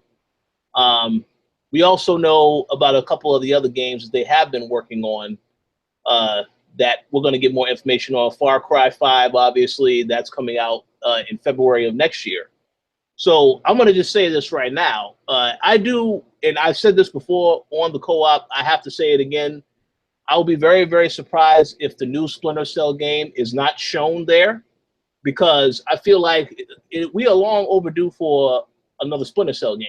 I mean, this is something that everyone, you know, when you get an itch for a game and you just feel like, well, it's been a while, then we got to get some type of new game. And I feel like that is a guarantee, because there are at least 4 games that they have talked about that are coming out fiscal year 2019. So that means anytime from April 1st of 2018 onward, these other games are going to be out. And they did mention that one of those games is the new IP, but the other 3 are returning franchises. So Splinter Cell, I feel like that'll be a surprise for people. Maybe that'll be a game that's revealed at the end, unless, of course, they decide to reveal the new IP at the end of their presentation, which I'm fine with also. Let's talk about Beyond Good and Evil 2. This is a game that a lot of people, well, they've already said that won't be at E3. You know, the actual guy working on the game has said it will not be at E3. He says it's in development. We haven't heard nothing about this game or seen absolutely nothing about it for quite a while. Nothing, no information. So while it won't be at the show, I feel as though maybe we will get some information, you know, at least about the game at some point in time. I'm not sure when that's going to be. But in terms of other surprises that we can see, I mean, I'm not really sure what else Ubisoft has. You know, in terms of the returning franchises, maybe another Rayman game, I feel like, is going to be in the work at some point, if it's not already in development. I'm not really sure outside of that. Division 2, I don't know. I don't know about these other games. You know, Gary is a huge Division fan, so maybe he would enjoy that. But I can't really think of anything else at the moment. What do you guys think we'll see at the Ubisoft conference? I would have to say the Rabbids game from Nintendo. That's the one thing that we have to acknowledge, and the reason being is because that leaked out not too long ago. Granted, it's a Mario title, or at least it has Mario in it. I still think that gets some shine on Ubisoft stage, because that's a big deal, and that's your Rayman game. More than likely, that's your Rabbids game, because it's going to be so outlandish and so off the wall. And the fact that it's got Mario with it, they're going to want to talk about that. I'm also down with the fact that we might be getting another Assassin's Creed game, because remember, there was also another leak about that not so long ago, or at least that people were talking about. Splinter Cell, I felt like Splinter Cell has been coming for a while, but again, I just don't think that that's something that'll be dropped, unless it's like a surprise for one of those franchises that you said will be returning and stuff. Again, I think they talk about, you know, stuff like, you know, just random different franchises or DLC for some of their recently released games and stuff, like, you know, Ghost Recon, what is it? I'm trying to think off the top of my head right now. Watch Dogs 2, stuff like that, you know, just random stuff that they have here or there. But as far as like big reveals, as far as like big things that they would show at that conference, that's at least where my head would be. I would be like a new Assassin's Creed game, at least talking about it, maybe not even showing anything significant, but just saying that it's coming, talking about the Rabbids game, and then your big surprise will be like a new Splinter Cell or any other like extra content from other games like that. I don't think we get another Division. The thing is that the Division had a somewhat good response, but it wasn't in the same vein as what we saw with other games that were similar, like Destiny or any of the other games that followed that same type of format. I don't think you get that anytime soon. Maybe next year, if at all, stuff. But I don't expect to see another Division. Maybe extra content for the Division at the most. You know, if my best guess is good, but that's at least what I feel like Ubisoft would bring to their stage. We'll know. We'll be there. We'll find out. I feel like you just broke Gary's heart with that Division comment at the end, but hey, it is what it is. So Gary, what do you think Ubisoft is going to reveal at their conference? Yeah, I don't know what you're talking about. I'm definitely not excited for Division 2. I was slightly excited for, you know, the first one after I saw, you know, more of the gameplay and stuff, but they dropped the ball with that. So yeah, I'm definitely not excited. But saying that, I mean, sometimes Ubisoft has a tendency to make the second games great, but I'll believe it when I see it. But I don't really have too many expectations for Ubisoft, to be honest with you. And the only thing I really care about is Assassin's Creed. So I'm gonna actually, I'm gonna tap out and not really talk about Ubisoft. So I'll pass it on to Max. Well, y'all are gonna be bummed out because I'm pretty much the same way. I want to see a new Splinter Cell, which I honestly expecting, kind of like JJ was saying, like I'll bet a Splinter Cell will be there at some point. But yeah, I just really want the Assassin's Creed game. Watch Dogs doesn't appeal to me too much. The Division doesn't appeal to me too much, so I don't really care for either of those. South Park is cool, but I don't know if I'm even going to end up playing that. Let's see. We won't be getting a Ghost Recon game, obviously, because Wildlands just came out, so we'll probably see DLC for that. We'll probably see stuff for For Honor, extra stuff for the Division. But yeah, I don't really have too much to say on Ubisoft either. I just really want more of this Assassin's Creed game. I'm ready to get back into that, and I want to play it.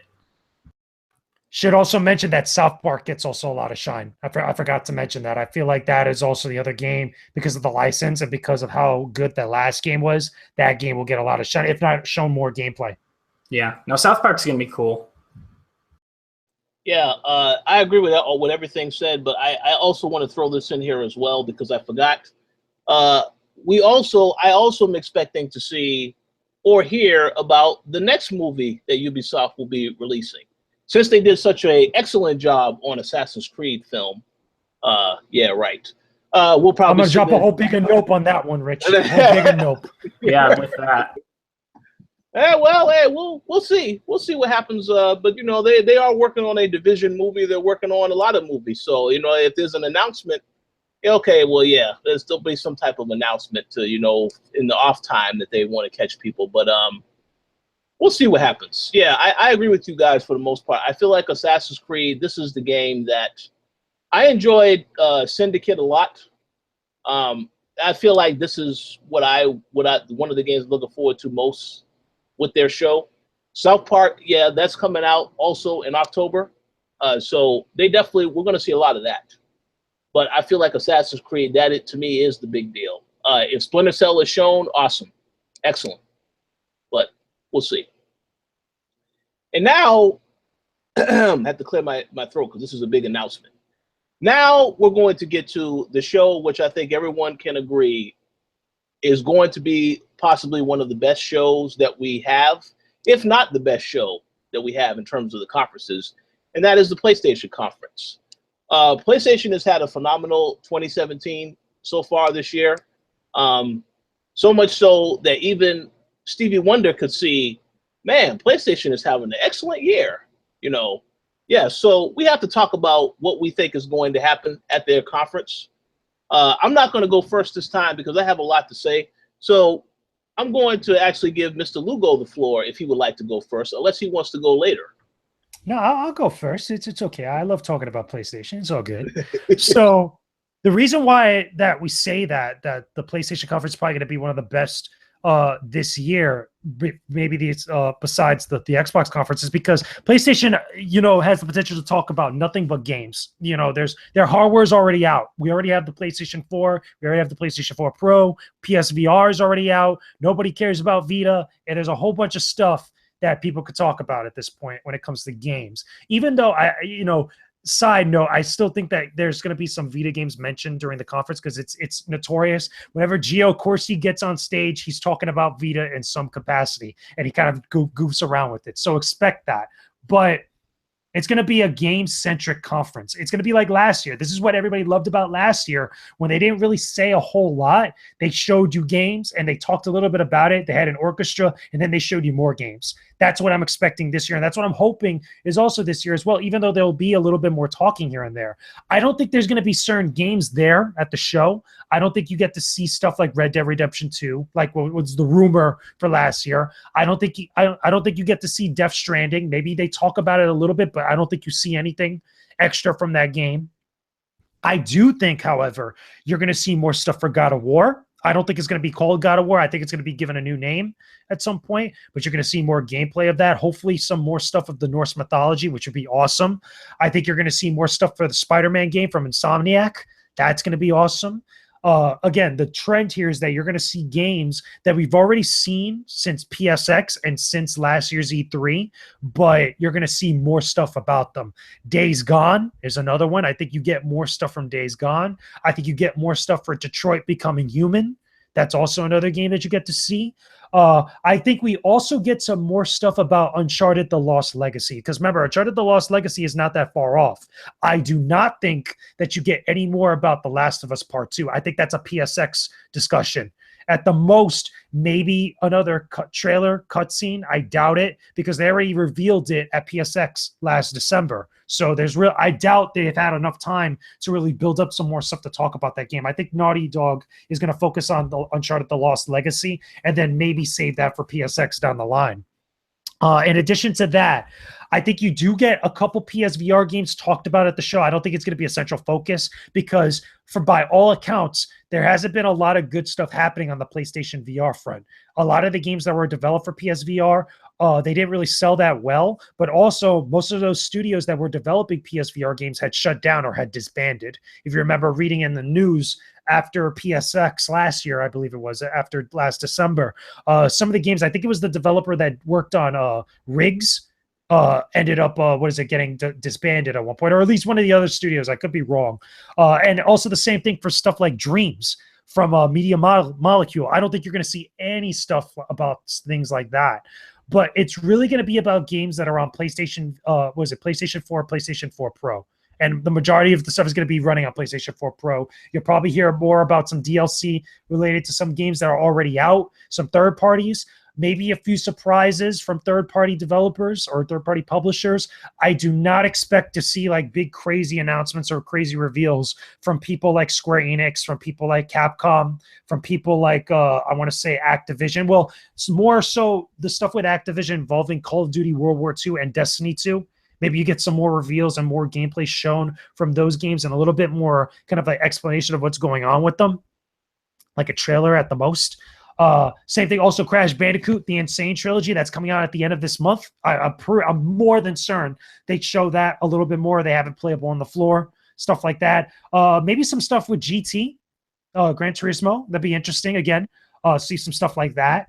And if I'm trying to think of like what would be their big bombshell, their mic drop moment. Again, the only thing that I could see along those lines, if not showing God of War again, showing Spider-Man, or again, maybe revealing something of Death Stranding, but I really don't believe you see that at this show whatsoever. I think it's really going to be, the trend is going to be games that you've seen already, but we're going to show you even more of them, or we're going to allow you to play them. I think that's really going to be the big pull of Sony's show this year, so for E3.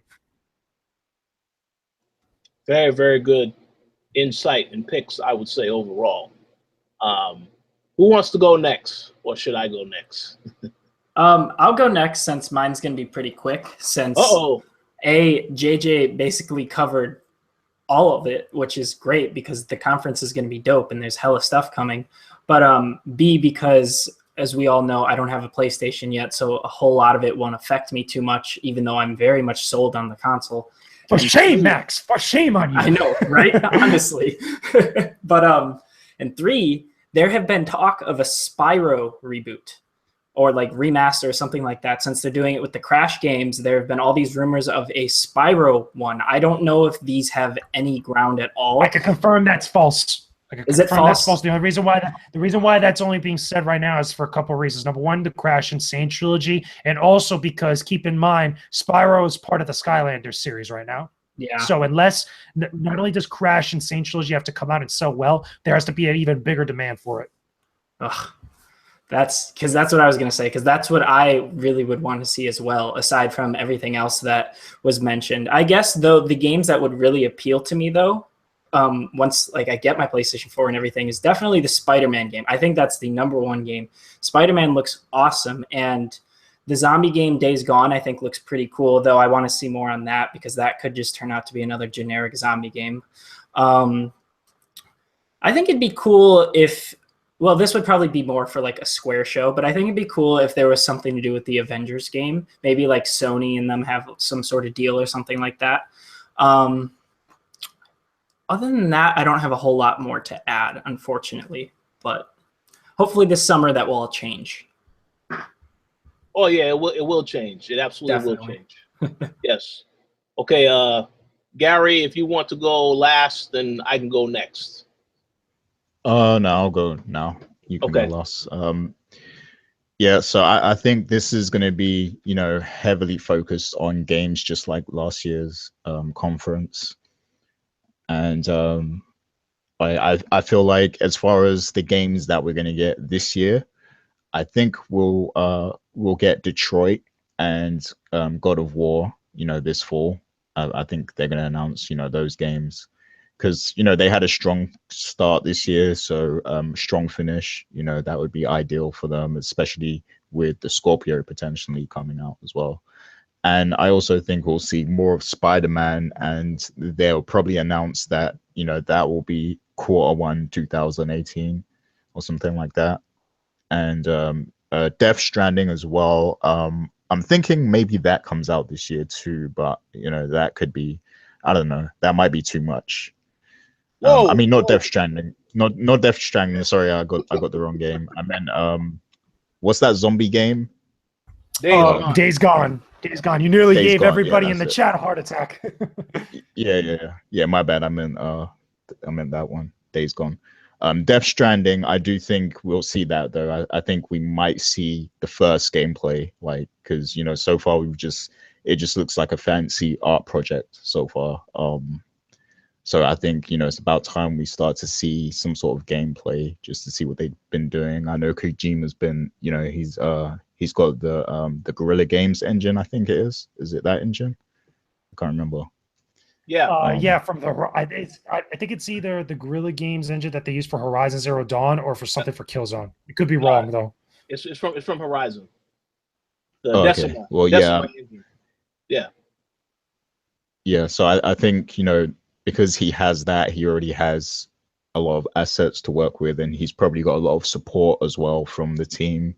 So maybe he can knock together like a demo or something to show at E3. Because that would be great. I mean, they could save that for PSX, I guess, but I think it would be more impactful if they did it at E3, especially when you've got Microsoft announcing new hardware. Like I think Sony needs a strong punch kind of thing, so that would be great. This show, is going to be telling on the status of Shenmue. If we see Shenmue at this show, then we can still be excited for it. But if we don't, then we should start worrying about it. I think because. Well, hold on. Let me confirm right now. They have already said that will not be at E3. Exactly. Oh, it's not. Don't expect it. It's the same thing. Don't expect Final Fantasy VII Remake. Don't expect Kingdom Hearts 3. Don't expect Shenmue 3. Don't even expect the Avengers game. Don't expect Death Stranding. Don't expect none of that. Okay, yeah, that's very worrying. Yeah, so I expect them to talk about PlayStation Now as well, because Xbox has Game Pass, and I think Microsoft's definitely going to put a strong emphasis on Games Pass, and they're probably going to announce some games that are coming to Games Pass. So I think Sony, they've got PlayStation Now. They bought Gaikai a long time ago. Like I feel like they need to do something with this and get more people subscribed to PlayStation Now. And to do that, they need to make it a lot more appealing.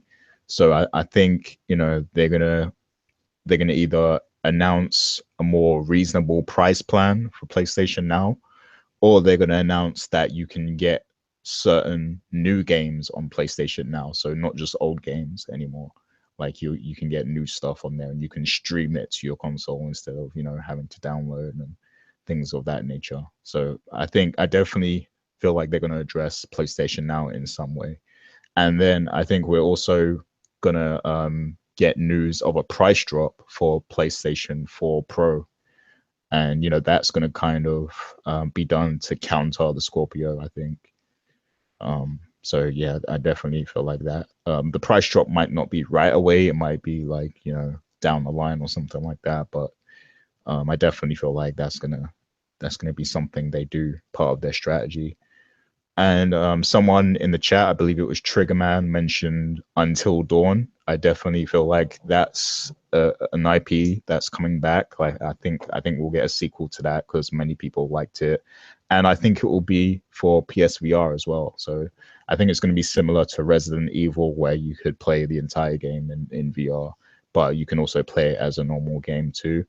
I think they're going to take that approach with Until Dawn, and yeah, that's it's pretty much everything, I have to predict. I would love to see, either Kingdom Hearts or Final Fantasy, but I don't know if that's going to happen, with this news that is coming out in 3 years or so.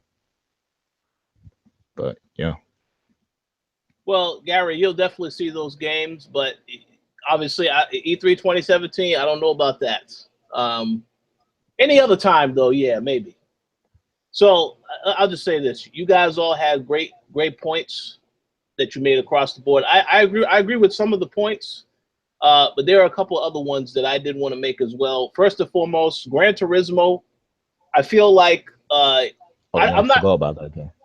Yeah. I'm not entirely sure if this is going to have PlayStation VR support. I believe it is. So that is a game that I think, when it does have PlayStation VR support, that will help PlayStation VR to some extent, at least for the racing game fans, the people that want a major game that has that type of support. I mean, Sony still has to show a lot of other games out that they are working on, so that's not really all. But I feel like that's definitely going to have it. I see that Triggerman has mentioned Knack 2 in the chat. Let me go ahead and say right now that I did not play the original Knack. I more than likely may not play Knack 2 for the same reason. But yeah, people did pick up the first game. That's a game that I definitely expect to see this holiday season as one of the games that they can say that they put out there. As for what was said about God of War, as much as I would love to see God of War this holiday season, there is a big part of me that says this is coming out early 2018. Let me explain why that is. I know the game is completed, but they are going back in now as far as, it's playable from start to finish right now. But they have to go back in there and make a lot of different enhancements to it to make it better, the performance-wise. So they need a little bit more time. The reason why I say 2018 is because I'm aware that they actually are painting a mural now for God of War.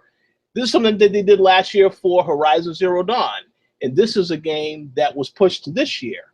So my logic says this is a game that, while God of War could come out this fall, I think Sony's going to say, well, let's push it to the beginning of 2018. Because they have so many games that are going to be coming out this year. Like Days Gone is a possibility for this year. I don't know if it's going to actually happen. But a few games we know are coming out this year. We do know Detroit Become Human. They've already had a trailer that talked about the games coming out in 2017, and this was one of the games that was on there. So I would hope that game comes out this year. But if not, that can be delayed as well. But I feel like of all those games they showed between Detroit, Spider-Man, Days Gone, and God of War, I feel like at least one, maybe two of those games will be out this year. Spider-Man, though, I think that's definitely 2018, if I had to make a guess. But we'll see about those other games I mentioned. As for the price cut situation, I know that there was some photos that came out a couple of days ago about a gold PlayStation 4 Slim, which is going to be at Walmart, and it's supposedly going to get announced as being on sale later this week, and it's supposed to be starting at $250. Now, I've seen the images. Walmart leaks everything. We actually know someone that works at Walmart, and they have confirmed that is going to get announced. So that would be an indication as to what to expect. Maybe the Pro also gets a price drop to compete with Scorpio to some extent, but maybe a $50 price drop. I don't see it going any lower than that. But that's just a guess. Now, to stay back on games, one thing I did want to say, because I think none of you guys mentioned this. I feel like this is a guarantee that this is going to get talked about at Sony's conference. What is Sucker Punch working on? These guys have been quiet for quite a while.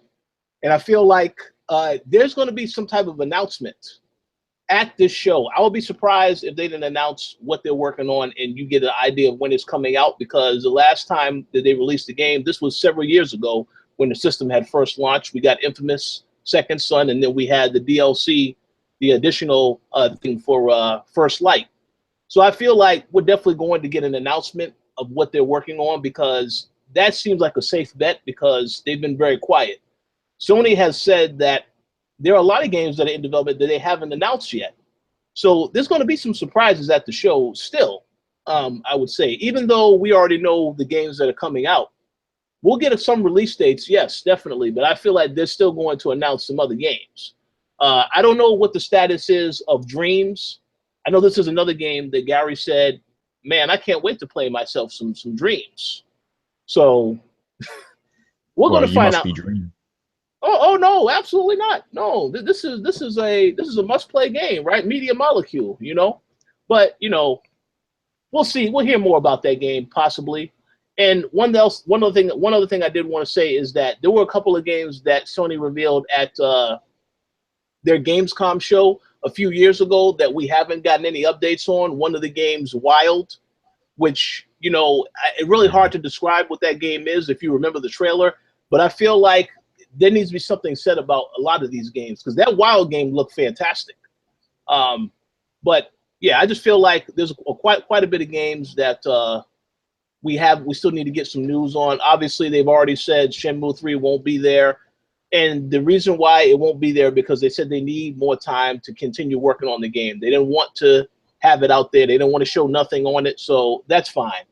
Final Fantasy 7, yeah, that won't be there. Maybe I would say maybe we get some footage, but no, I don't think that's going to be there at all. And Kingdom Hearts, this is a game that I would expect to see something from, but again, I don't think that's going to happen. But there's definitely going to be a lot more surprises.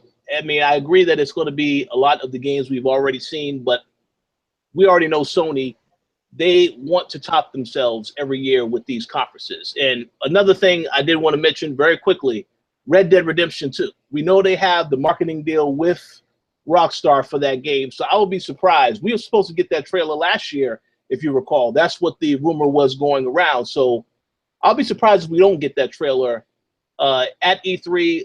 Definitely PlayStation Experience then, if not then. But there's just a couple of my thoughts. I definitely think it's going to be more surprises, because this is what Sony does every year. There is some type of surprise you get at their show. So Sucker Punch, yeah, that's going to be a surprise, whatever they're working on and whatever else Sony decides to reveal.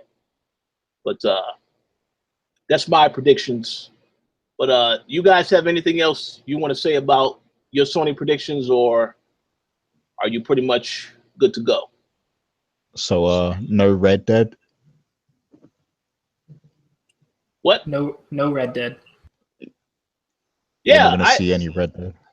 Well, yeah, I mean, I said I do think it is going to get revealed there. Okay. Because yeah, I think that's, yeah, I mean, it was supposed to get revealed last year. You know, we got that story after where the word was going around, but because of the incident that happened in Orlando with the shooting, which is why they didn't reveal it. But I don't really know anything about that. But I do know that Sony has the marketing deal with Rockstar. So at some point, it's going to get revealed, whether it's at this conference or at the PlayStation Experience, because I feel like that has to get revealed at some point, especially now that it's coming out spring 2018. That means that by E3 next year, the game will have already came out. So they have to show something for the game soon, either at the E3 conference or at PlayStation Experience. But yeah, that's just my thoughts. But yeah, any other thoughts you guys wanted to say about the PlayStation conference? Or you good to go? I know Max was going to say something, I think. I was just going to say I expect Red Dead to be showed more at PSX than on E3. Just because they have the marketing deal and everything, but we won't know for sure. That's possible. And you know, as for what was said earlier of Last of Us 2, yeah, I mean PSX, but you know, they have been working on this game because they've been updating. Like, you know, you see that they're always in the studio taking footage, shooting footage. they've been very open about the fact that they are working on this game and they're doing stuff. I don't know if that means we're going to see more. Maybe we will learn more about what the actual game is about in terms of the story to some extent. Maybe there's some type of gameplay. I mean, I don't know, but I kind of feel like now that they've shown it, I don't want to completely rule it out as not being at E3. I mean, it's possible, but we'll see. Death Stranding, though, Gary really threw me for a loop when he said Death Stranding is coming out this year. Come on, son. There's no way that's possible. But you know, hey, listen, I would be surprised if Kojima actually came out and said, "Oh, we have a release date, 2018." I would be surprised. But there's no way. When they was just picking out the engine, I feel like that is a way. It is maybe 2019, maybe the end of 2018. There's no way that game is coming out soon, unless, of course, you know, I could be wrong. But just my guess. Yeah, we're not going to see that for a while, I think. But Reggie actually said something interesting in the chat. He said God of War traditionally comes out in March. So, you know, maybe that game will be March 2018. And if that is the case, then I think Days Gone will be this year. Yeah, that's a very good, very, very good point by Reggie. And the other thing to emphasize with this is, you know, again, Sony has all these marketing deals. They have a deal for Call of Duty. They have a deal for Destiny 2. So I don't think that they want to release, even though these other games have nothing to do with those games, I don't think they want to release their exclusives around the same time. You know, I mean, I think that it was smart to have Horizon come out earlier this year when there was nothing else that was out for PlayStation in terms of exclusives at that particular moment. I mean, yeah, there was Gravity Rush 2 beforehand, but I think releasing all those games or pushing some of them to the beginning of 2018 is a very, very good strategy for them because, I mean, after the holiday season, you know, it's like you'll be waiting to play some stuff. Obviously, we haven't had that problem this year, but I think they're going to do that. So God of War March, I'm totally fine with that. But I do think that one of those games of the four that I've already mentioned, Spider-Man, God of War, Days Gone, and I forget what the fourth one was. I believe it was Beyond. One of those games is coming out this year. There has to be one of them coming out this year. That would be my guess, but I could be wrong. But yeah, that's pretty much all I have to say about PlayStation. You guys have anything else to say about their conference, or you all set? I'm all good. I'm gonna go out on a limb and say that I think their conference will be the most controversial, only because like the PlayStation conference is gonna be what determines how well Microsoft did. I think, like, because Microsoft could have a really good show, like they could have a phenomenal show, but then, you know, as always, Sony, you know, they have that advantage of being, you know, the last show of like the major companies and stuff. And yeah, they can counter a lot of stuff, you know, so I think their show, there's so much riding on it. So I think it's going to be the most controversial, and it's either going to be a good controversial or a bad controversial. Because like if somehow Sony has the worst showing, then, you know, that's going to be controversy in itself, I think. So, yeah. Well, I just want to say this, you know, because I know we still need to talk about Nintendo. Well, let me add this in real quick. A shout out to Trigger Man again. We didn't mention Bloodborne 2. I know From Software is working on something. I don't know if it's Bloodborne 2. I would love to see that. So we'll see. But I just was going to say this real quick in terms of what you said about the controversy. While I could say that, yes, it would show whether or not Microsoft did a good job, I honestly don't think Sony has anything to worry about with the conference. Yes, the PlayStation Now service is still, I don't really like the service. I mean, I don't use the service, but I would have to say the Game Pass is a better service, you know, and then they have the backwards compatibility on Xbox, which is all good. But I don't think Sony necessarily needs to worry really that much about Microsoft if they continue to release the games that they've shown us last year, give us updates on the games, the status. I think all they really need to focus on is the games, and they'll be fine. I still think Sony's going to have the better conference of every conference that we've talked about today, because this has been a running theme for them the last year. And then last year, when they had that whole orchestra conference, that was awesome. So I think if they focus on games, as we already know they will, it's definitely going to be the most talked about for positive reasons. But we'll see what happens.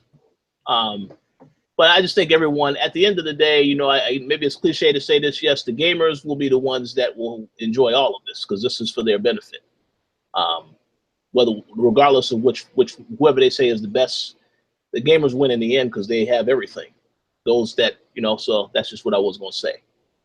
But any final thoughts before we move on to Nintendo? No, I'm good. Not for me. Okay, Nintendo Switch. Nintendo. They're having a Nintendo Direct. They're not having a conference like I did go to their last conference several years ago, but I guess they decided that the presentations are the best way to really talk about what they want to talk about. So I don't have too much to say on Nintendo. I'm just going to say something that I think everybody already knows what I'm going to say. We need a new Metroid game. I feel like this is the announcement that, and I believe that Nintendo is aware that people want this announcement. I don't know why, I'll be very surprised if they have their Direct and there is nothing talked about Metroid at all, nothing whatsoever. Because they know people have been asking for this and they want this. And we're going to obviously get a release date for Mario, I believe.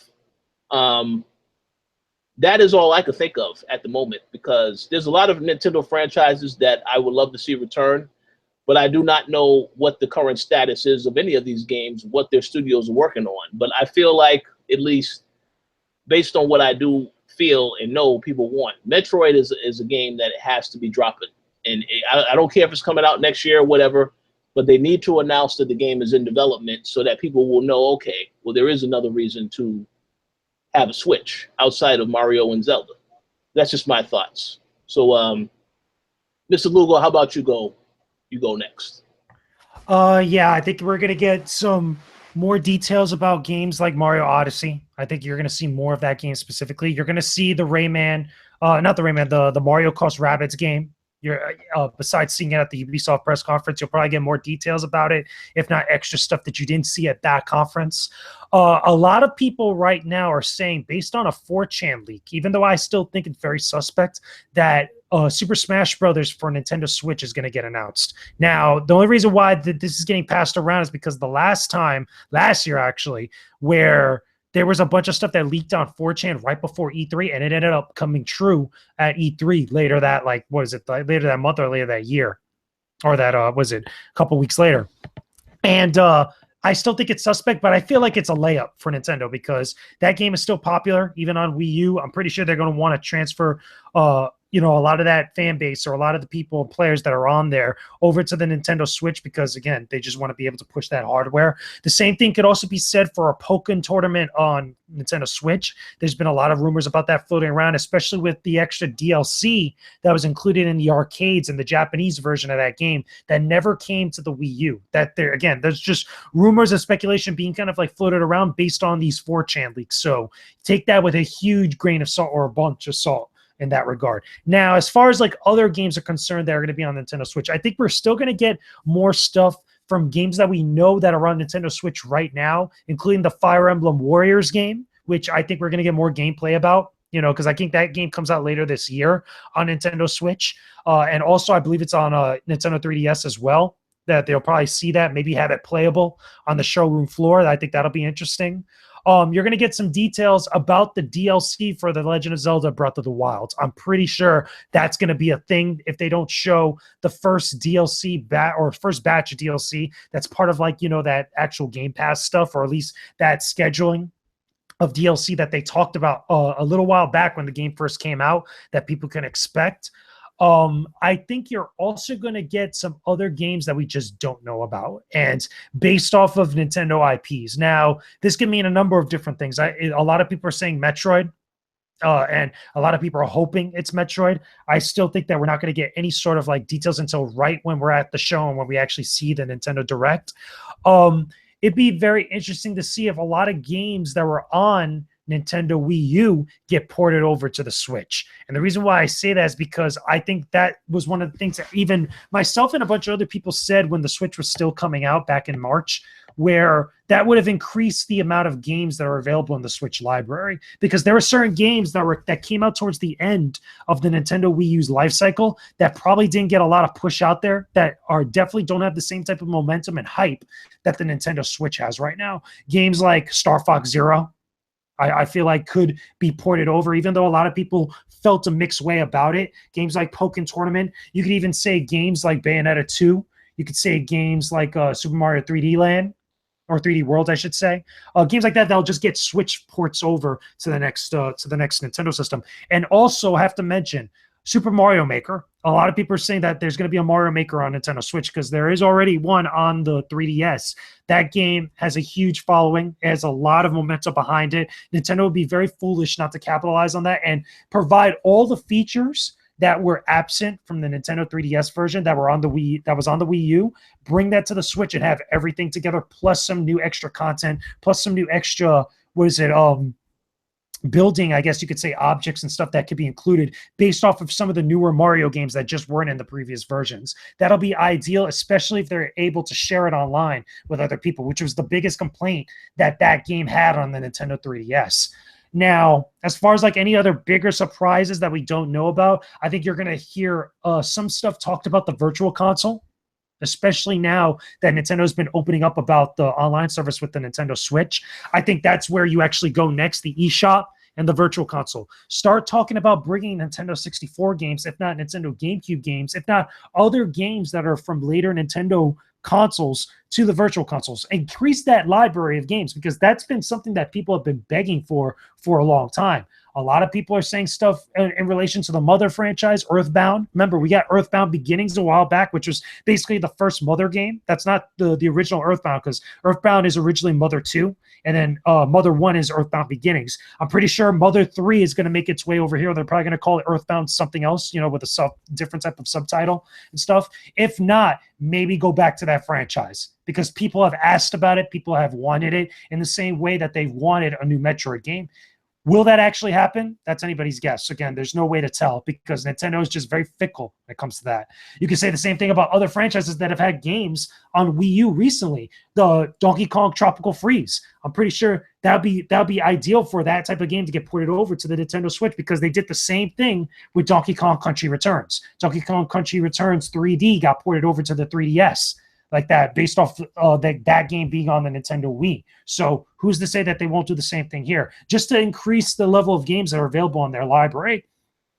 Another big thing I should mention, and then I'll probably kind of wrap it up from there, is that the Nintendo 3DS has still got plenty of life left in it. There's still going to be games that are coming out for it. Remember, we still got a Pikmin game coming out for the 3DS. We still got the new Fire Emblem Warriors game that's coming out. We just had Fire Emblem Echoes not too long ago. You're still going to be getting Nintendo 3DS games that not just indies, but also plenty of first-party titles that are being developed for the console. So there's still a lot of stuff there. There's a lot of untapped potential. But overall, at this point, it's anybody's game with Nintendo as far as what they're going to show during their Direct. I'm hoping for some bombshells. I'm hoping for some big surprises. Yeah, I have two questions I want to ask. Well, things I want to throw out there, way out in the deep end. Before I do that, Max and Gary, what are your thoughts on the Nintendo predictions? Gary, you want to go first?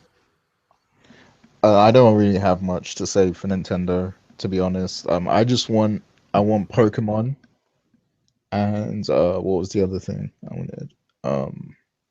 Yeah, really, I just want to see Pokemon personally.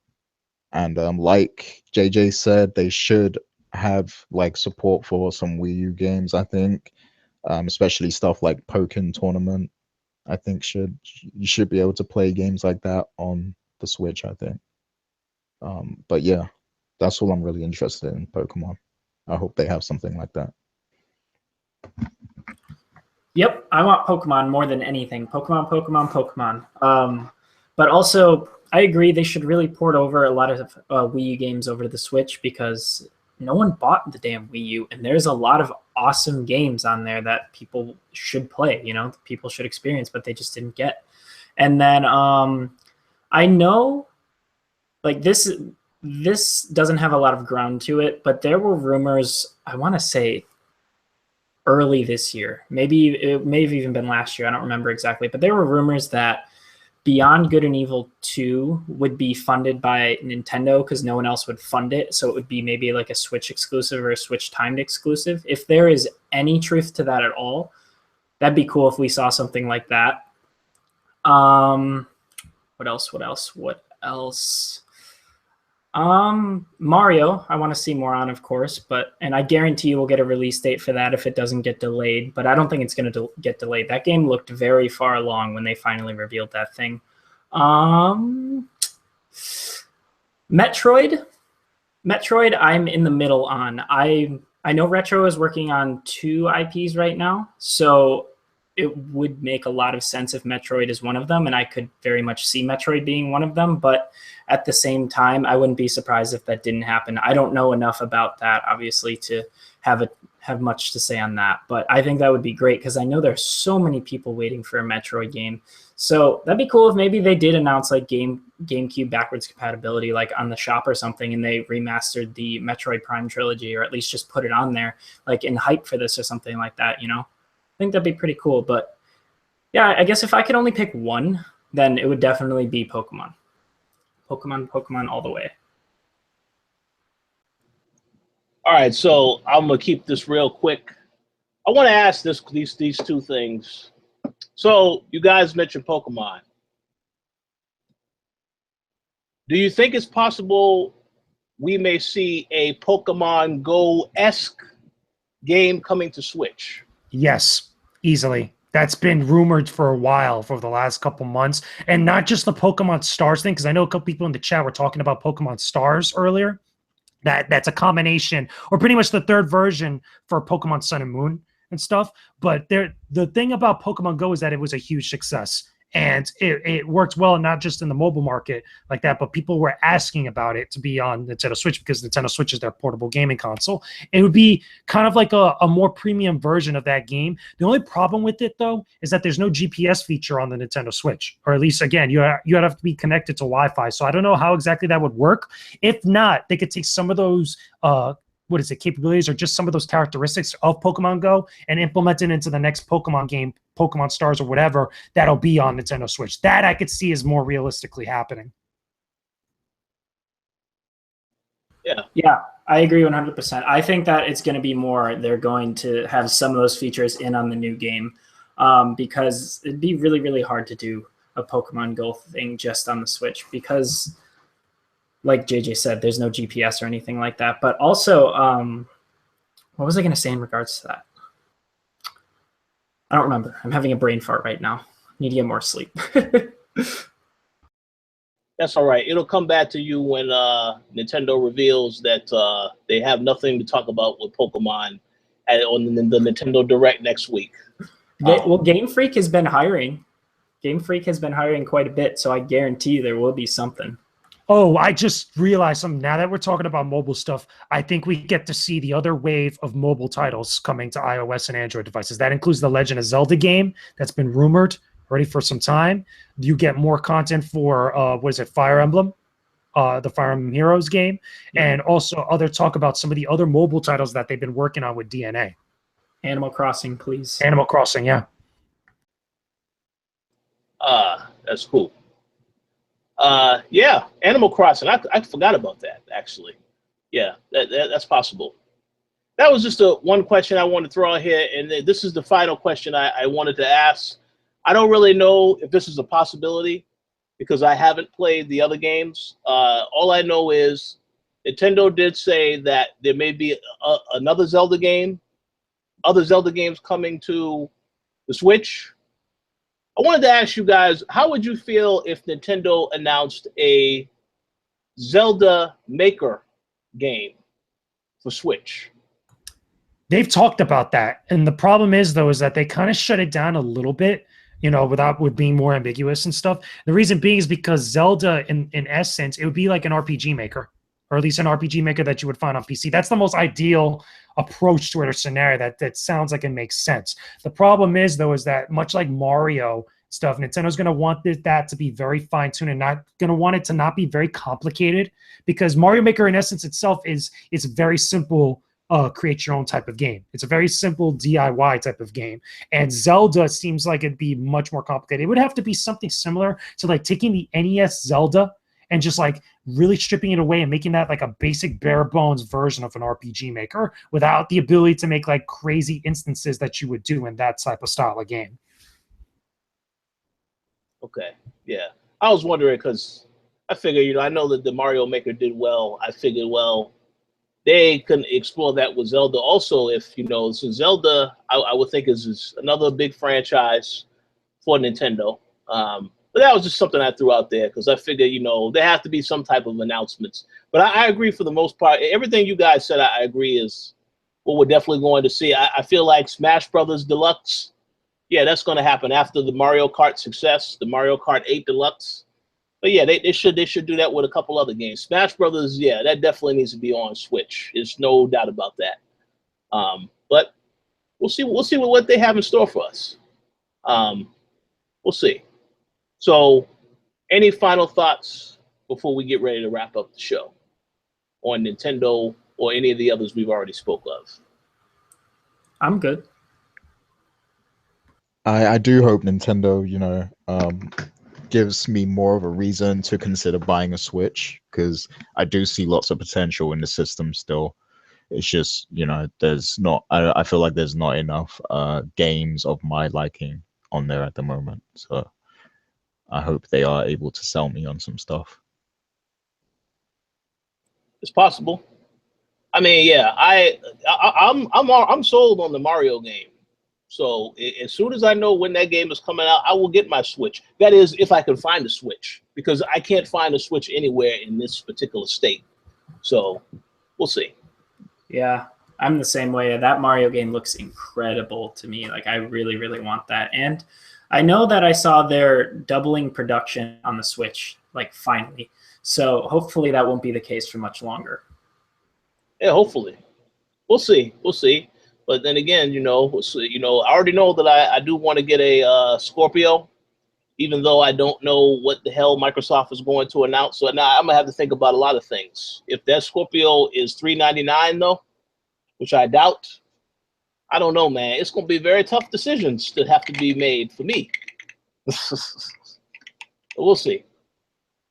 But I believe that pretty much concludes our E3 2017 predictions. I know we went a little. Well, hold on. What were you gonna say? Yeah, two final things. So, like, first, I just want to say that we're sleeping on one of the conferences, because the PC conference is clearly going to be one of the best. Gary, I'm going to drop a hard nope on that one. Well, Gary is partially correct. He said that we are sleeping on the PC conference because everyone that goes to that conference will be asleep 5 minutes into the conference. You're going to need a strong coffee for that one, Gary. I think you're going to need it to stay up. And listen, now I'll just say this. I hope it is good for the PC gamers. I heard the last 2 years have been horrible, and they dragged on very long. So I hope it is good for those that are into PC games specifically. But I have to say it is a horrible timing to have that show the same time as the Ubisoft, because Ubisoft is around the same time. I mean, if people like Ubisoft more, they're going to watch Ubisoft more. I mean, they're not going to be thinking about the PC conference, but it is what it is. But yeah, Gary, what else was you going to say? Yeah, Triggerman asked great questions, and I thought it would be good just to kind of end off this whole thing. He said a prediction, biggest megaton of E3. So, like, do we each have something that we think is going to be the biggest megaton? That's tough, because the thing is that there's almost no way to tell for most of the stuff, because there's a lot of things that we just don't know. Usually the megatons are the stuff that we don't know anything about that catches us by surprise when we're at the conferences. And it's not as easy as, like, the price point for the Xbox Scorpio, or like the release date whenever it's coming out, or like the release date of like Crackdown 3 or something. It's a lot more complicated than that. Yeah, it is. It's definitely a tough one, but I'm gonna go out and say that I'm gonna be very vague, but I'm gonna say that Microsoft has a big third-party deal that we're not expecting. That's what I think will happen.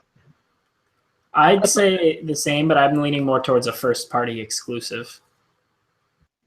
I would have to say if Nintendo actually announces a Metro game, because I think that would make everybody stop for a minute, because it's just something that, they wanted for a while, and they just have not done it. It's very tough. It's a very tough one. I feel like the Xbox third-party deal thing they've already alluded to that without really going into any details. And they've had those big deals for the last couple of years. They haven't really turned out to be quite as successful. Tomb Raider, no one bought Rise of Tomb Raider. This is a hard. I mean, it's an excellent question, but I can't really think of what a megaton would be. Wait, I got one for you, Rich. What's that? Well, to make up for what happened to us in 2010, I think Microsoft is going to announce that everybody in the room gets an Xbox Scorpio for free. How about that? Well, listen. I will say this. They won't get a Scorpio. Everyone in attendance at Microsoft conference, yes, you will get the Xbox One S, not a Scorpio. We'll give you a 1S. If that happens, I'm taking a victory lap around the Galen Center. No, straight up. I got a deal. I got a bet with the Xbox official account on Twitter and stuff that if they do something that really wows me, I'll take a victory lap around the Galen Center and post it up on Twitter. Only if they wow me, though. They can't come in with that mediocre stuff. They got to come in swinging. Hey, yeah, that's a good bet. What? Yeah, these are good theories. I will just say I do think whatever the megaton is, I feel like it has to come from Xbox, because we've already got megatons from Sony in the past shows. So but I don't know. We'll see. And Microsoft or Nintendo will probably be what the megaton is about, but I'm going to say Microsoft, because literally no one knows what they're working on outside of the games they've already announced. With Sony, we have a good idea of everything that they're working on. We're just waiting for release dates, but also the fact that on top of that, there are at least some games that are still going to get revealed there too. So I don't know, but I don't know what else they can announce. Okay, I'll throw out this megaton. This ain't really a megaton. It would be that the Agent is announced and is coming out next year. Because Rockstar, that game is still. I haven't heard it's canceled. I haven't heard nothing about it. Never happened. Listen, maybe Sony will be like, hey, we need to work with Rockstar, push them to really, get this game, done. But we'll see. But yeah, I mean, it's a good question. It's a great question. I just don't know what it could be. Now, obviously, when we come back and do our next show, we will have had a chance to go to all these conferences, so then we can really discuss what the megatons were. But there is going to be some megatons, because I feel like, especially with Microsoft, there has to be something that we don't know about that we will find out about. So we'll see. Yeah, we'll see. And I saw someone in the chat mention Minecraft 2. Allow me to say right now, I've already said this to Reggie and for everyone else that didn't hear it before. If Minecraft 2 is announced, I think I will be done with Microsoft, completely done with them at that point. Yeah, that better not happen. They have no reason to be honest with you. They honestly have no reason to right now to do that. Nope. Yeah. Plus, they're still working on the Windows 10 edition. Like, that isn't even up to the normal game standards. Like, they'll do VR stuff. They'll do VR stuff with Project Scorpio before they announce a Minecraft 2. And the reason being is because that's the type of thing that you would implement into a new piece of technology that would be a new way to play and stuff. Because what they did with Smart Glass with Minecraft before is what I would expect them to do if they were to like attempt a Minecraft 2 like that. Yeah, a Minecraft 2 with like VR, like exclusivity, that would be killer. Like if it was like a fully VR type thing, that'd be incredible. That would go crazy. People would love that. But no Minecraft 2 otherwise. Please. Yes, I agree. And I must apologize for those that are Minecraft fans. Just that, in my opinion, when I think about the games they had with Scalebound and Fable and all this other stuff, and then you're telling me no, we had to cancel those games, but you're getting Minecraft too, I would be pissed. I would be pissed. Because it's like, come on, son, I want to see something else. I don't want to see this, but we'll see what happens. But yes, okay. So now, any final thoughts before we wrap up the show? Yeah, this ain't a megaton, but I forgot to say earlier. I think I'm not sure if anyone else said it. I think we'll see a Bloodborne 2. Yeah, that Sony. Yeah, we did mention. Well, I did mention that briefly at the end because someone had asked about that in the chat. It's possible. Okay, my bad. I don't know if it's another. I mean, they're working. From Software is working on something else. I don't know if it's Bloodborne 2 or if it's another game because I did hear about another game called. I guess it's called Phantom Whale or something like that. I don't know though, because that could be a code name for Bloodborne 2. We don't know. So, but Bloodborne 2 is going to happen. It's just a matter of when, because they already said that they're going to take a break with Dark Souls. So I would assume that meant that now they can work on this Bloodborne thing because they didn't say nothing about taking a break on Bloodborne. So it's possible, but we'll see. Okay. But yeah, any other to say? Okay, any final thoughts for you, Mr. Lugo and Max? I'm good. Yeah. Awesome. So that concludes our E3 2017 prediction show for today. We'll definitely be around, of course, as I mentioned at the beginning of this broadcast, during Microsoft show next year, we will be there watching the show, so we are going to have another podcast. We'll have a couple podcasts. But in terms of the next co-op, it may not be until later on Sunday or maybe even Monday. I'm not sure yet because some of us are going to the Bethesda conference also. So I'm not sure when we're going to have another show, but we will definitely keep you all notified about stuff. We are definitely going to have another show before E3 actually starts, though, because E3 starts on that Tuesday. So look for it definitely on the site. And if you definitely want to hear some more E3 predictions, I would definitely encourage you all to check out the Throwdown because they're going to have an E3 show later this week as well. So definitely check that out. But any final shout outs that you guys would like to give before we wrap up the show? As always, everyone in the chat, thanks for tuning in.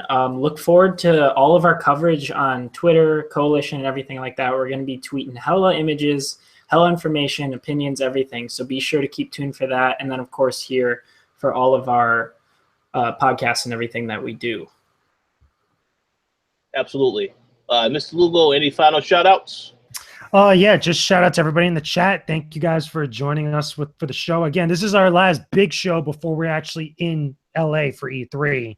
So it's good to see so many people in there talking and stuff. Shout out to the Patreon subscribers. Thank you. We appreciate your guys' support. Keeps allowing us to keep bringing you guys some great content. We still got some ideas for stuff coming down the line, for Patreon exclusive content. But again, with E3 happening, things have just been a little bit hectic. We've been a little bit backed up because of all the E3 planning, all the other stuff. Again, I was out without internet for like a week, so things have been all over the place since I got back from the Destiny event. But again, we appreciate all you guys showing us support. Thank you for leaving comments on the reviews, on all the posts, the discussions that we've done, that we posted up on the YouTube channel and on the website. Like Max said, we're going to be out there in LA throughout the entire week of E3, going to be doing live tweeting, going to be live posting stuff. We might be doing streams straight from the hotel, depending, on timing and stuff, or from like the actual press room and stuff, because again, we're just like the craziness that's happening with E3 that entire week. But expect us to have impressions of everything from the press conferences, from the games that we're going to get hands-on time with, the demos, the appointments that we're going to be having out there, all the people that we're going to be seeing and stuff. Again, if you're going to E3 this year, again, if you're buying one of the passes, you're going to be in the audience and stuff. If you see us walking around, you recognize us, feel free to come say hi. Let us know what's up. Tell us about your time and stuff. Tweet at us. Let us know what's up, because again, it's going to be hectic. It's going to be crazy, but don't be shy and don't be afraid to say, hey, what's up? So I'm looking forward to being out there. This is going to be my 4th E3 going. I know, Rich, this is like your 5th, 6th? I mean, you've been out there for a while going to E3 now at this point. Same thing with Gary. So this is a surreal one. And then it's Max's first E3, so it's going to be surreal for him. So a lot of us are pretty excited. We can't wait to be out there. It's going to be an exciting weekend or exciting week coming up very soon. Absolutely. Well, I'll just say this here, Gary, this is his, he's been more than me, but yeah, it's going to be a fun time. So let me just do a quick little shout outs, and then I'm going to give the floor to you, Gary. I definitely want to give a shout out to everybody that checked out the show today. We appreciate the continued support. I want to give a shout out to the Patreon subscribers. I did want to say that I know some people have been asking about giveaways. We are going to be resuming giveaways after E3. You know, we had an issue that we encountered earlier this year where the PayPal account we were using, there was some type of violation with it on their end that affected us, and therefore that prevented us from getting money for, we don't have access to any of those funds until August. So we had to basically work extra hard to make up some money so that we can afford this particular trip to E3, and including the other stuff associated with the server costs, so on and so forth. So for those of you that are wondering what's going on with the giveaways, don't worry. They are making a return after E3, but we had to prioritize and make sure that we had the stuff covered for E3 first, because you guys are expecting great content from that. And we have a lot of plans for E3 coverage, so definitely stay tuned to that. But I did want to thank you all for your continued support. And yes, don't worry. There are giveaways coming back and plenty of content coming, so stay tuned for all of that. But thank you all for your support. We appreciate it. It definitely helps us out, and more great things to come over this next week. So the floor is now yours, Gary. Yep. And just shouts to all of our Patreon supporters. First of all, that's M. Collins, Sean Gorty, Stephen Ferron, Mauricio Aguilar, Himdil, Fergus Mills, Lelwyn Leslie, Nicholas Alvarez, and a big shouts to our new Patreon supporter, James Davis. Big shouts to all you guys. We appreciate the support. And with regards to, you know, Patreon and, you know, E3, our plans for E3 and stuff. Now, my plan is to get a lot of additional audio content. Like, you know, I will have a microphone with me, and, you know, I'll be trying to get interviews and just general thoughts, you know, from people, you know, within the gaming industry. So different personalities and stuff, you know, it might be Hip Hop Gamer, or it might be Tony, or, you know, just different people around. I'm definitely going to be trying to record a lot of, you know, interesting discussions and stuff throughout my time at E3. And a lot of that content I want to put on the Patreon. But please understand that this is all dependent on our internet connection. So we're hoping that we're going to have a solid internet connection so that we'll be able to upload things and, you know, stream things and do all sorts of things like that. And if that is the case, then I will be putting a lot of that content on, you know, Patreon. But don't worry, if you're not a Patreon supporter, you're still going to get, you know, the podcasts as usual. And, you know, anything that we want to broadcast out to everyone, you know, you guys are still going to get that content too. But yeah, just for the Patreon supporters, for helping us and supporting with us, and you know, being patient throughout, you know, these couple months that we haven't done a giveaway. I definitely want to get some extra stuff for you guys from E3. But yeah, also shouts to all the people in the chat that joined us today: Miguel, Dreadhead, Blackstar. Yeah, shouts to all you guys. Triggerman, thanks for joining us and discussing E3 with us. Absolutely. So that's pretty much it. Yes, absolutely. So once again, thank you all for your continued support and for watching. And we will talk to you all next week live from Los Angeles for E3 2017. So take care, and we'll talk to you all soon.